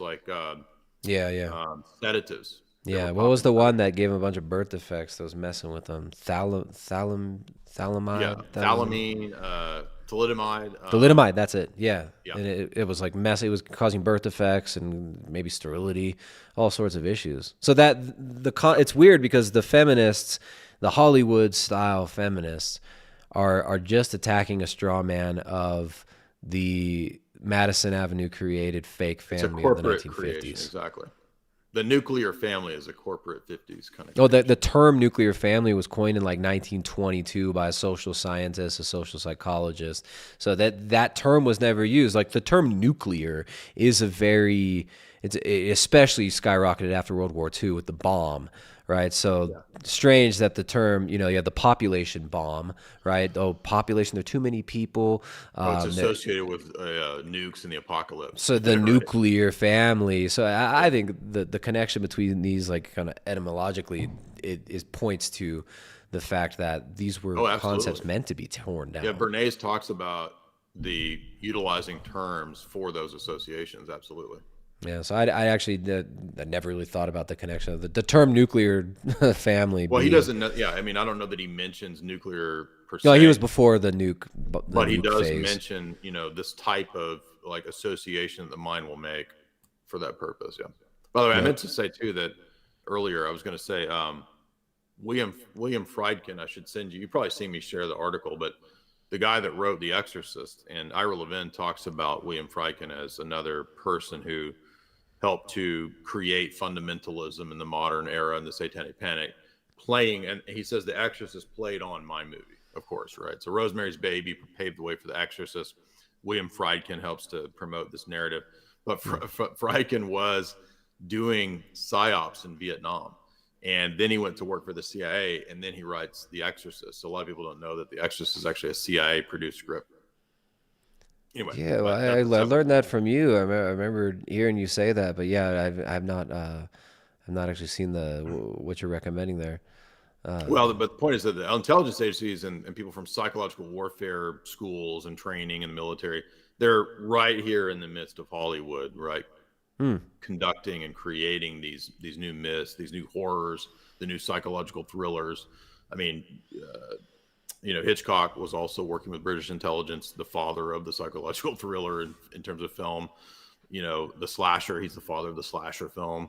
So what do you think it is? Why do you think the psychological thriller is such a vehicle for social engineering? Because it really, I mean, you think of films like Enemy of the State, some of the nuke films, like what's the one? It's not Doctor Strangelove, but it's the one that's really serious.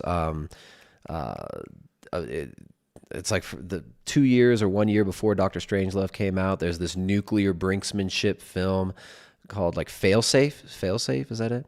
There's one about like a supercomputer. Is that it?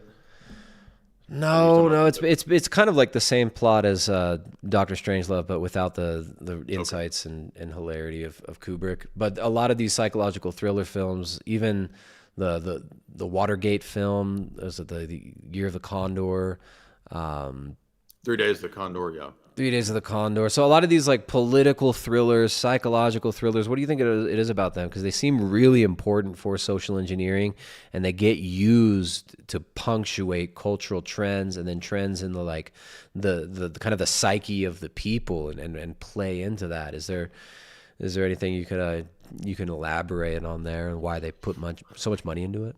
That's a good question. I guess the psychological thriller is kind of the predecessor to the slasher and the horror genre. So the psychological thriller maybe was a earlier version of a mild trauma. And I think that what they were experimenting with was if we mildly traumatize the audience, can we then perhaps due to that make them more suggestible? So I think that probably they were experimenting with suggestibility because trauma sometimes has the effect of putting people into a catatonic state where they're suggestible. So they kind of go into shock. And then when they're in shock, they can kind of be, then maybe now is the time to get rid of your conservative values, you see, right? So I'm just giving an example, but I think that from there they moved on to more extreme versions with slasher movies and more violent gore-based films as instances of trauma. That's where horror really comes to the fore. I mean, maybe not so much horror, but like, gruesome, grisly, more versions of horror. I mean, I don't think it's inherently wrong to have a scary story or even have a psychological thriller, but from the vantage point of psyops, I think that they found that probably to be the most, probably because it mirrors psychological operations, psychological warfare more closely than the horror films. They're actually like, I mean, watching some of those horror films is kind of like being in Clockwork Orange, right? Well, I mean, just think about the Exorcist. Most people will say that the most, frightful film that they saw when they were younger was The Exorcist. It stuck with them. I mean, my parents always talk about how, they'll never forget when they went to the movie theater in the, late 70s to see The Exorcist or whatever.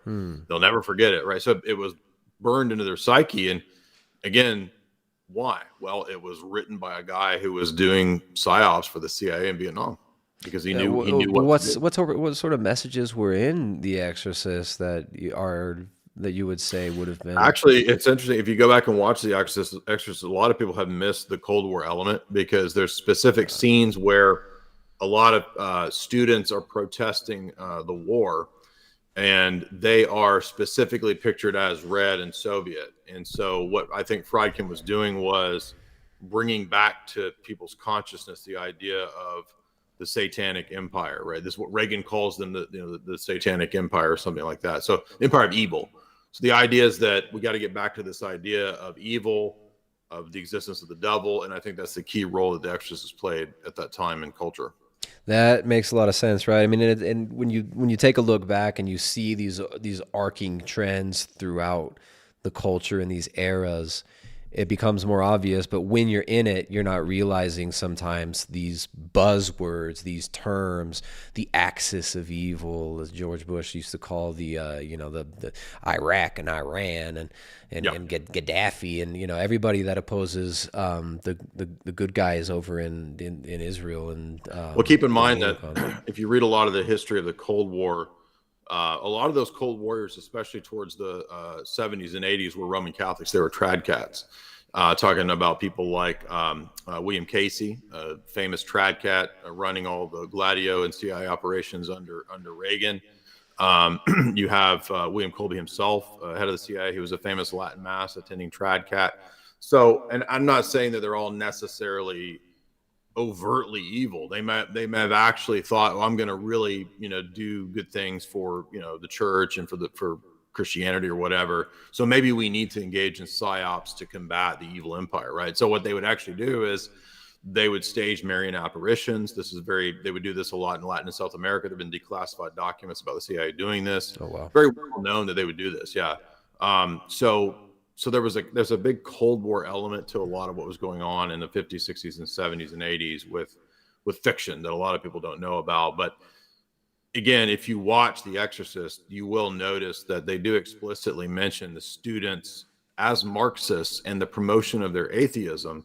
And the priests in the film are, actually commenting on this and how today society has forgotten the existence of the devil. So I think The Exorcist definitely plays that key role.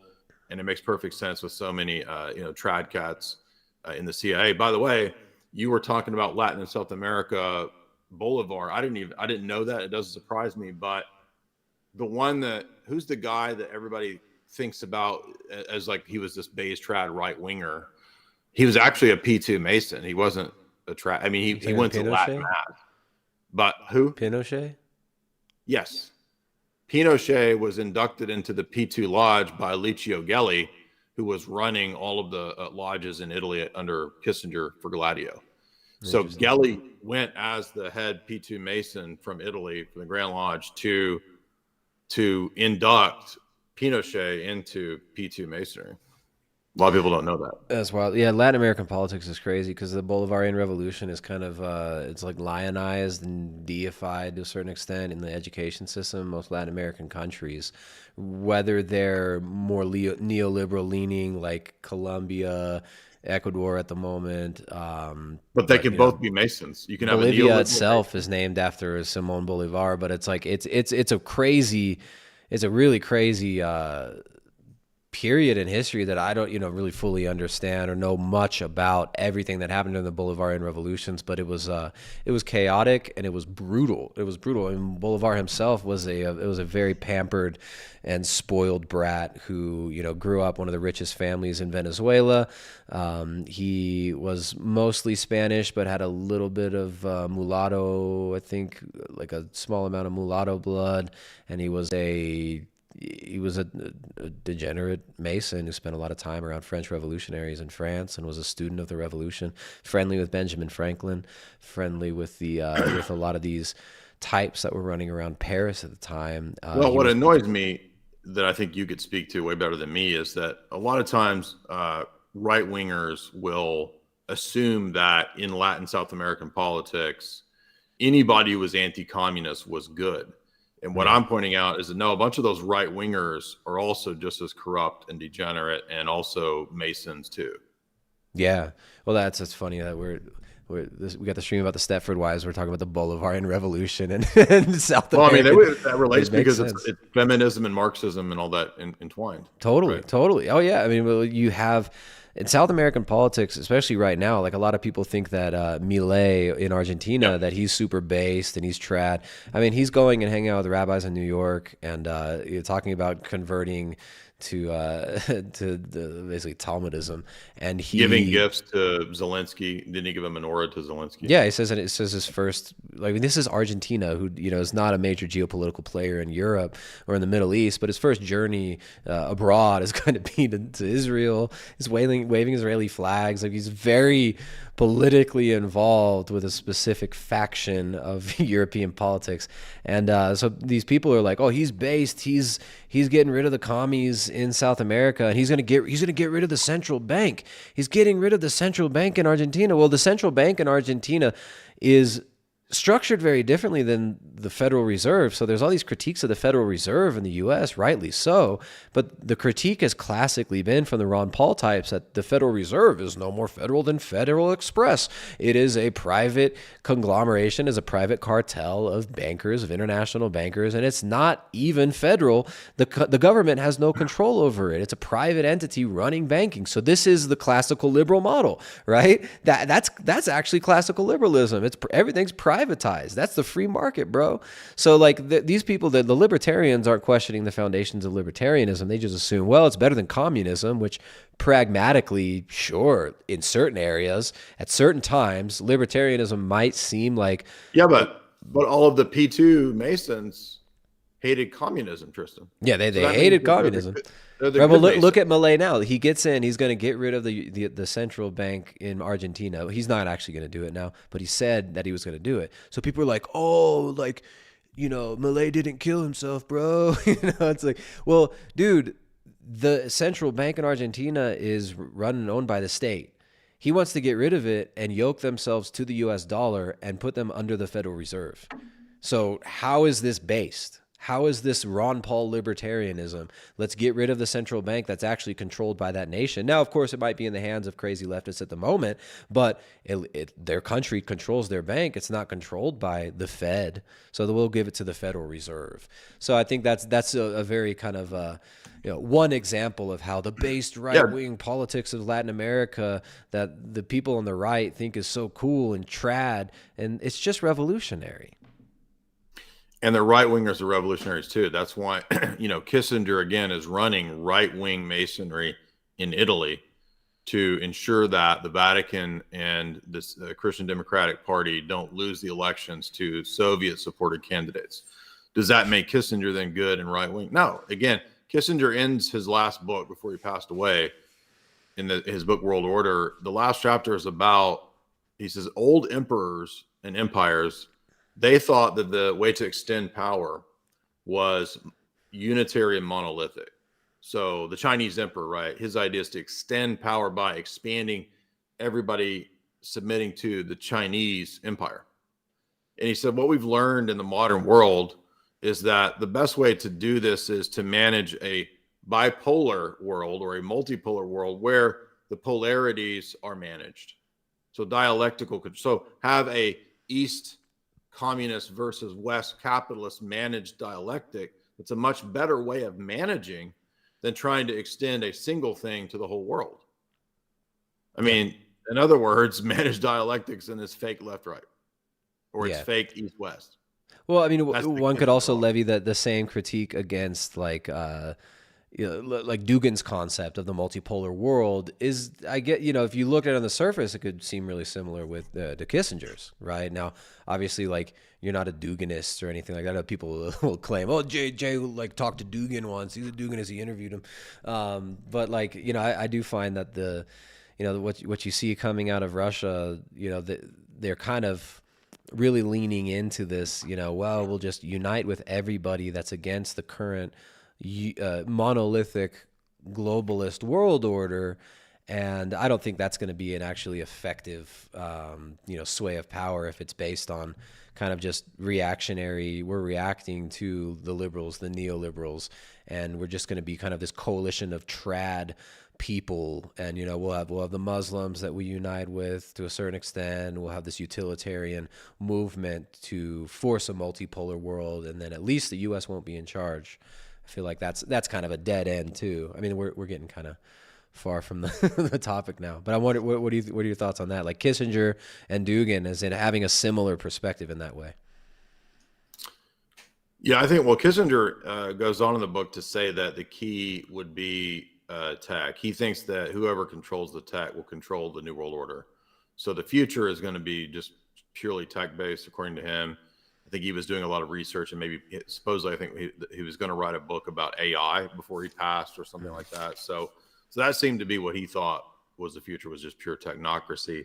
I don't think Dugan. I think Dugan's very critical of technocracy, so I think you would disagree with Kissinger that that's actually No, of course, the but just future. the idea of multipolarity, the multipolar world order, right? Like even the WEF, the WEF. Well, that's what I was going to say. Is that it's hard to. I wonder what Kissinger would have thought of a bipolar world or a multipolar world, given where he was going with the tech. Like, would that mean that there's a multipolar tech thing that's controlled at the top? I mean, Or I don't maybe know it's a what he multipolar thought. world, but they're all beholden to tech, and everybody's running their Probably. operating systems Yeah. on Microsoft. Everybody's on iPhones, or it's like multipolar as in you got iPhone or Android, and they're Exactly. both- That's what I'm thinking. Maybe he meant. right. But Whereas Dugan's yeah, got a different concept of multipolarity, and it's but it's interesting how one could make the comparison, just at a certain level.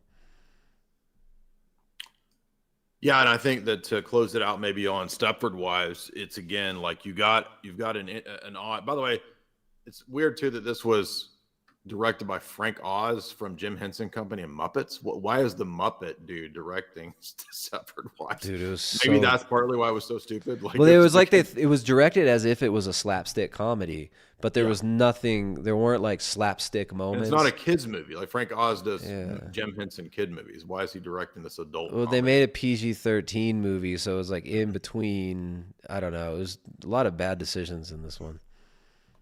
Yeah, so it was definitely a failure, but it's interesting to see, the mindset of what feminism and second wave feminism was in the 1970s and what they wanted to promote and where they wanted to go. Here we are in 2004 with the redo. Everything is completely flipped. It's a gynocentric world order with girl bosses and girl CEOs everywhere. Yeah. And it's also unclear what the point of the satire is in the second one. It's almost like everything's satirized. And so the answer is that Matthew Broderick and Nicole Kidman just love each other, and that's the future. I think that's kind of what they're trying to say. Like, men and women both have to just realize they love each other, and the two extremes are two extremes. I guess that's what it's trying to say. I think that's what the conclusion was. It's kind of like, well, the crazy girl bosses who just want to castrate the men, like that's going too far. We're Right. not into that.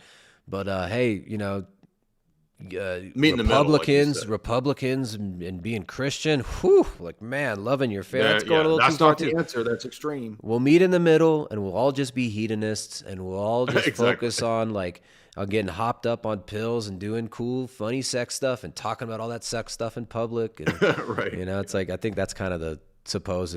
Yeah, if we ending. could just be sophisticated centrists, right? Yes, the enlightened centrist. Yeah. Well, what's funny is that it contrasts the dark ending of the first one, which we haven't really talked about yet, right? So in the first one, she freaks out, has an almost breakdown, and Walter tells her, "Look, you got to go see a shrink. Go see a shrink." Oh yeah.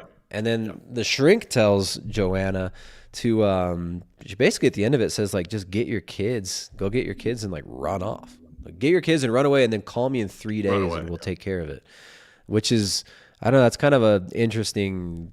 I don't know, when you look at like there's actually this theme throughout both movies of like when women get together and start plotting and conspiring without any of That their is another husbands good present. point, right? Yeah, It's because they're initially dangerous. going to have a reading group, which will be a subversive movement to covertly push feminism. That's their original ideas. Let's have a reading group, and we'll have bitching sessions, and then we'll start talking about liberation.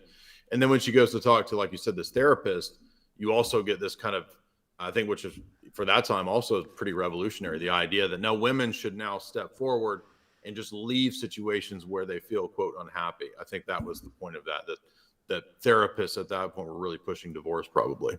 Yeah, I mean, and that's how many therapists have just wrecked marriages, relationships. I mean, Exactly. the whole idea of therapist, but I don't even think this was a therapist. This was a shrink because the shrink actually prescribes her drugs. Remember, the shrink, right. shrink tells her, "I'll give you your prescription. You'll have Yes. your magic pills. Take your pills, but then also go get your kids and leave your husband." Yes. So I think that was a pretty subversive moment and It very was, telling. yeah, and I think that psychiatry, like you're saying, is a subversive thing for sure. Maybe Absolutely. not everybody, but the tendency has been to be subversive. Yeah. Yeah. So then, so Joanna goes to the female shrink. She's telling her all her delusions. Like, I think the men are behind it. And then she leaves. And she goes and sees. She said, "Just go drive. Just drive. In a few days, call me and we sort it out." That's what the shrink tells her. Just drive somewhere. Just go anywhere. Yeah, So like, right. here's some pills. Continue in your manic episode. Go grab your children and Go find traumatize yourself. them by removing find them yourself. from your husband. Freak your husband out, and you just Go eat, pray, love. go do the most dangerous thing that a woman can do is drive a vehicle. So like, I mean, just absolute crazy mission by her. But then she goes to Bonnie, and she goes to Bonnie's house. Remember, Bonnie's the enlightened feminist. She's she's always flashing her women's libs in public and whatnot. And she goes to her, and Bonnie's a tradwife. She's been brainwashed by the converted. patriarchy. She's making food. She cleaned her house. She's like, "Why is your house so Whoa. clean?" Her house is clean, so you know. This is like totally horrific. Your house is clean and you love your husband. Whoa, what are you I doing? mean, this is like Jordan Peterson level fascism, right? Clean your room, bucko. So yeah, she's been listening to Jordan Peterson. She's turned into a base trad classical liberal. And then Joanna says to her, she's like, "I'm real. You're not real. There's something is so wrong. It's so wrong." She's freaking out and she says, "Look, I bleed." And she grabs a knife and she cuts herself in front of Bonnie, and her hand starts bleeding. And she goes, "Do you bleed?" And then she stabs Bonnie in her womb. I thought that was crazy. That was weird because I was like, does that mean that Joanne's kind of having basically a breakdown? Like She's like totally schizophrenic. That's what I'm saying. Like, this is a really ballsy edge. This is an edgy move because like if you're wrong about your delusions, like you're going to prison. Right. Yeah, well, that's what I'm saying. It's like, it's kind of, I don't know. It's kind of like getting to the Barbie movie phenomenon where it's like you're accidentally kind of showing just how deranged and crazy. So the feminist ends up getting deranged, trying to steal her kids from her husband, steamrolling her family, and kamikaze mission in her life. And as the shrink tells her to do when she puts her on drugs, she goes and then tries to destroy the womb of her friend. So the feminist desire the feminist ultimate desire in the film is to destroy the ability for woman to create life, to make a new life. Yeah, I didn't even think about this. She stabs her in her womb. That's right in the womb. And then Bonnie pulls it out, wipes it off, and there's no blood coming out of her. Oh no, she's a bot. She's a bot.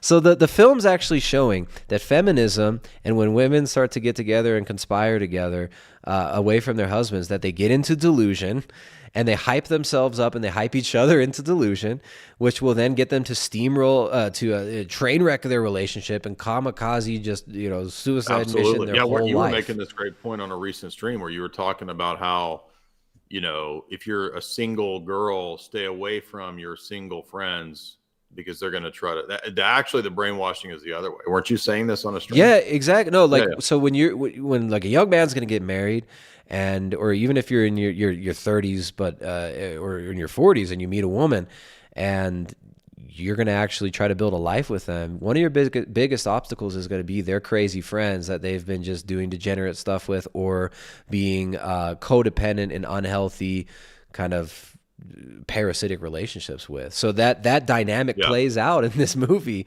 and the feminist friends try to destroy the fertility of and the families of their supposed girlfriends. Just like Joanne's trying to stab her friend's womb. Exactly. So then Joanna goes and she sees her husband, and I forget the exact end sequence, but she ends up freaking whacking her husband. She wanders. They lure her with her motherly sensibilities. Like, where are my children? So she's wandering through the Men's Association mansion, and they're like, oh, and Diz shows up, right? And he's playing a recording of the kids because he's tricked her. And then he's like, oh, by the way, let me show you what we've done in this bedroom. And he's created a fake bedroom where they're already training and programming the synth bot version of Joanne. Mm-hmm. And then so she sees the synthbot version of her, and then how does it go then? She sees the synthbot. Well, she freaks out. She kind of like, and then the bot looks at her with these all black demonic eyes, right? Yeah. And it stands up. It's got noticeably larger tatas and starts walking towards her. And then she just kind of freaks out and passes out. And then we flash to the beginning scene of the consumer supermarket with all of the corporate products and the ladies walking around in their sundresses. And then what do you know? We see, of course, Joanne has now been converted into a Stepford wife bot. Yes. Now we forgot one detail, and I wrote down the sequence. So the sequence is when she leaves the shrink, she goes to Bonnie, argues with Bonnie, stabs her in her womb, and then Bonnie just starts going, "How could you do a thing like that? How could you do a thing like that?" She's just malfunctioning, right? Right. I thought we were friends. I was just going to give you coffee. And then she goes to Walter. Walter's been looking for her. She shows up and she bludgeons him with a fire poker. She whacks him across the head and kills him. Yeah, after she yells at him and says, "You don't tell me what to do anymore. Yeah. Stop telling me what to do." So the feminism makes the woman deranged, violent, and delusional, seeking the destruction of the fertility of her friends by stabbing their wombs. Then she bludgeons her husband, who just loves her and is just trying to do whatever to make her happy while she's in her delusions. Bludgeons him, and I think he's dead because she whacks him really hard with this thing in the head. Leaves, goes to the mansion, and then sees, oh no, there's my Stepford wife double.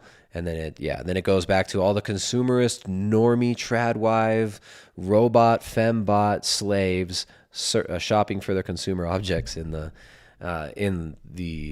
what's it called, in the supermarket. But contrast that. How did the other one end? What was the ending of the 2004 one? Well, we find out that Christopher Walken was a bot, and Glenn Close ran all that because only a girl scientist could do all that because science is dominated with girls everywhere. But basically the real scientists are all girls. But then I don't know what happens after that. I think that Matthew Broderick and Nicole Kidman realize, oh, well, we've got to meet somewhere in the middle. And I forget what happens after that. Or I didn't see I watched this a couple times years ago, but yeah, I don't remember. It's so bad. It goes 6 months later and they're on Larry King. And that's it. I forgot the Larry King. Remember Larry King Live? That was like the 90s. The guy's the worst. I can't believe that guy's such a lizard. You remember in the film Spin by Brian Springer, where he used the satellite feed footage from the 90s from the presidential election when Bill Clinton was running against George Bush, and he was receiving all the satellite feed stuff on his TV. He figured out how to get the live feeds and had tons of footage of behind the scenes, and he got Larry King basically it's unclear whether he's blackmailing, bribing, or just dropping a seed of influence to Bill Clinton. He tells him, hey, Ted Turner, he's a good guy. He goes, he'll serve you when you become president. Oh, I'll put you in touch. That clip is dark and creepy, and it's like Bill Clinton's just like, like all coked up. He's like, "Oh yeah, it'd be great, man. He's fantastic." Thank you.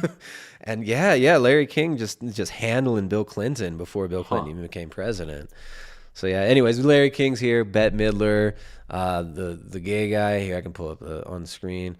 The gay dude, Bette Midler, and her, and they're talking about Bette Midler's new book, and it's like she makes some terrible joke about cutting off her husband's junk while he's asleep, and then the woman talks about how she produced some great reality show or some documentary about the Stepford wives, and then that's it. Okay, yeah, it's terrible.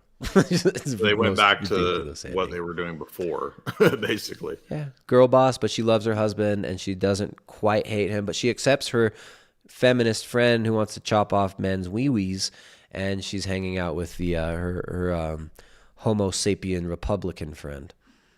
You know what else this kind of reminded me of? Do you remember that video? I can't remember if I initially saw this from you back in like 2016, 17, or if I just found it, but do you remember that video of the new age guys that had written out they're like boomer age dudes that have written out their apologies to women?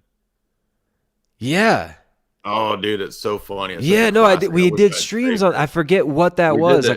We talked about it. It was one of our first streams, and those guys were like, "We apologize for the years of oppression. And like some of them are even crying. And it looked like a couple of the dudes were like just random homeless dudes they gave $50 to come in and say, yeah, I apologize to you for all the things men do.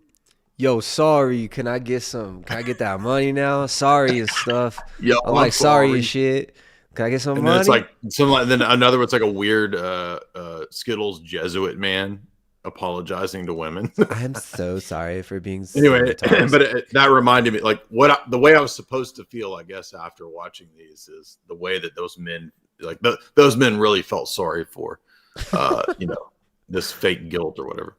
Yeah, but in this one, it's all the girl bosses are sorry too. Hey, we're sorry that we wanted to cut your wieners off. Some of us still want to do that, but it's just cute and funny. And we still are better than you at everything. We're way better than you, but we can still love each other. Men just needed to recognize, like Matthew Broderick did, that look, women are better, and men just deal with it. Stop being jealous. That's at least right? you get to do your sexes with them. You get to do the sex. You can still be a beta provider man or whatever. Just realize that sometimes you are the girl. Right. I mean, that's basically what Matthew Broderick has to realize, right? Yes. And what's weird too is that I'm useless and I'm bitter at you because you're so much better at everything. That's so dumb. It's like what are they? I don't know what they're really going. That's what I'm saying. Like both films are presenting the way that a woman, which is odd because written by a man, but presenting the way that a woman thinks that men think. Right. So like the feminist lib, experimenting liberation woman, she thinks men are jealous of us because we are so much better at everything. So we've got to deal with people that are projecting on us their fears, and they are all about control, and they want to control us. That's the point, right? Yeah. I mean, which is actually completely narcissistic, right? It's like, well, the whole world is just jealous of me because I'm so pretty and I'm so smart. I'm just so smart and I'm so pretty, and the whole world hates me. Everyone's a hater.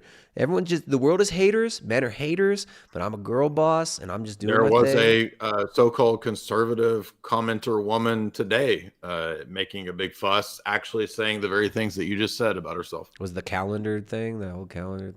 It related to all that nonsense, yeah. Dude, I can't believe. I mean, it's just what a joke so-called conservatism is.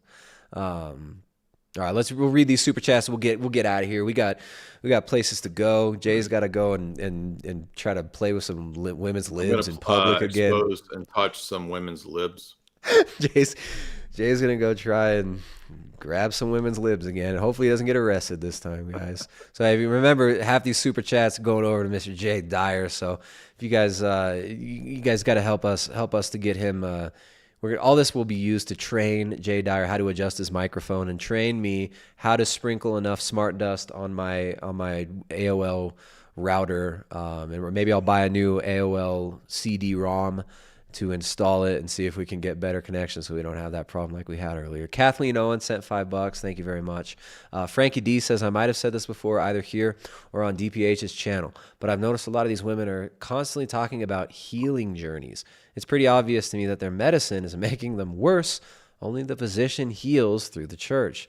Yeah. I mean, that's like I was kind of just memeing the crap out of that concept the last few streams about, your hero's journey and your mental health and everything is like there's an entire economy just based on it's like the most annoying version of hedonism, which is it's like it's just like the pampering economy where just like psychologically, psychically, and everything is about healing and your trauma. Self-care. You have so much trauma, and the trauma from the patriarchy, and the trauma from your parents, and I'm not trying to denigrate people who have legit trauma, right? It actually dilutes and does denigrate real trauma. Everybody claiming that every little bit of difficulty is trauma is actually a disservice to real trauma. Exactly. No, that's what I'm saying. So like I'm over here with real trauma. I'm trying to talk about like when I was like 12 years old, I had to wash the dishes at my house. I was a 12-year-old child. I was forced to do child labor. I had to clean my room. I had to do the dishes. I I didn't even have like I didn't get an Xbox until like a year after it was out.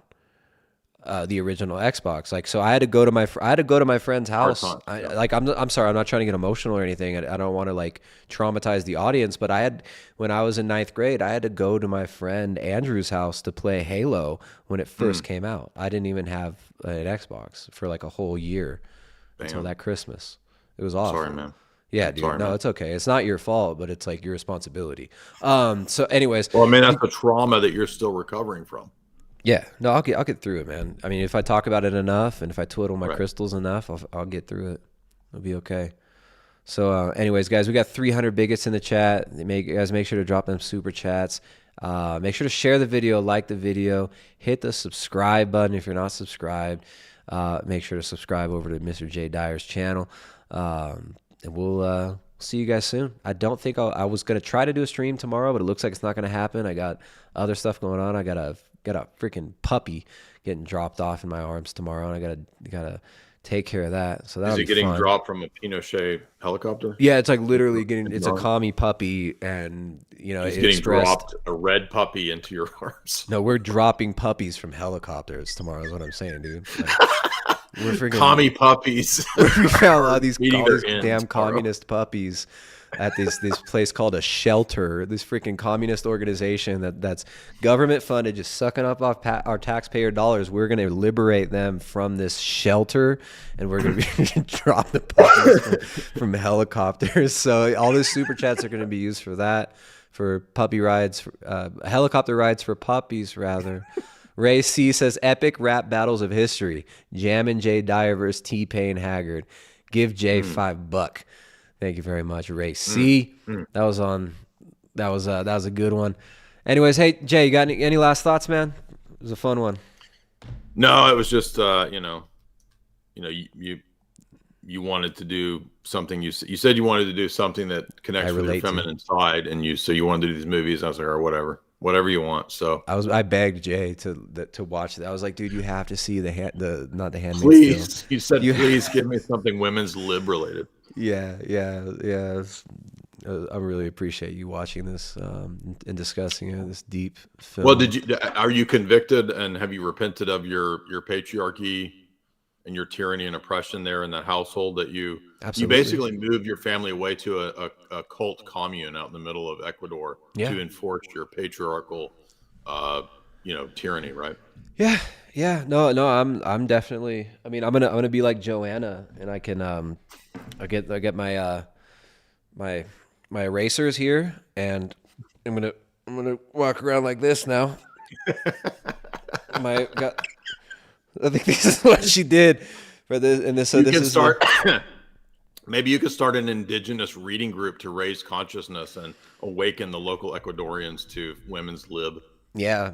We'll hand out. We'll have free almond joys and goobers, because goobers are nice and big, or like Skittles, maybe Skittles for some, because you got to have some variation in size. We'll get them taped up under their shirts, like the women's libs, and it'd be a sign of women's lib, exactly. Yeah, I think that's actually the scientific term for when you do that. It's called wearing your women's libs. So we'll be spreading that among the indigenous women here.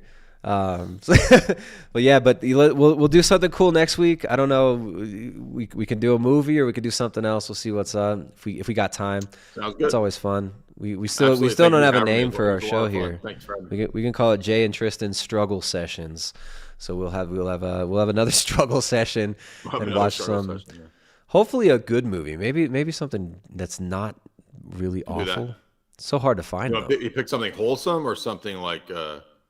Maybe just something that's like deep, that's got some, maybe that has some wholesome. Okay. Doesn't have to be deep and somewhat wholesome. Okay. We talked about doing, because we did talk about how there were valid critiques of capitalism in some of these films. I feel like one of the films that's one of the best critiques of capitalism and Protestantism and Americanism in general is There Will Be Blood, one of my favorite films. So we got to do that someday. It takes a couple watches, and it's like 9 hours.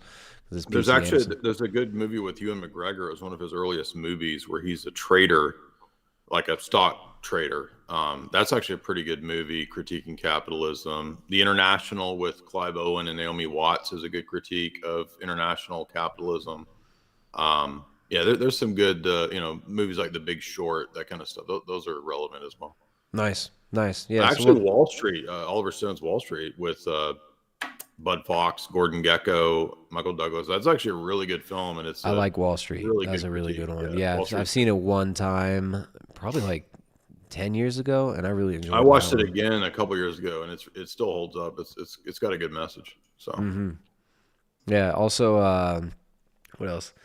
I don't know. There's so much. We got a list, but the movies are always fun. I like the movie reviews because it's it's relevant, evergreen. Cool, man. Well, Jay Dyer over at jaysanalysis.com. Make sure to check out his website. Also, shout out to chalk.com. Get yourself up on that Chad mode. You want to be in that Chad mode like Mr. Jay Dyer here. You want to be grabbing giblets in the street, grabbing chicks' giblets like Jay, and harassing them about their women's libs and talking about their women's libs in public and getting slapped. Like me and Jay like to do. Get up on that Chad mode. Get up on that Tomcat 100 extract from chalk.com, and you can use that coupon code BIG53LIFE. My camera won't focus. Use that coupon code BIG53LIFE to get 53% off all subscriptions for life. You will jack up your IQ, guaranteed, to the level of Jay Dyer's here. It'll be at least a 196 IQ because he's so smart. He's really smart, like Joanna, in the women's lib move. Well, I learned it all at NYU in 1973, studying women's lib and women's studies. That's right. That's how I learned the smart. Straight up. All right, guys, we're out of here. Thanks for hanging out, bigots. We'll see you next time.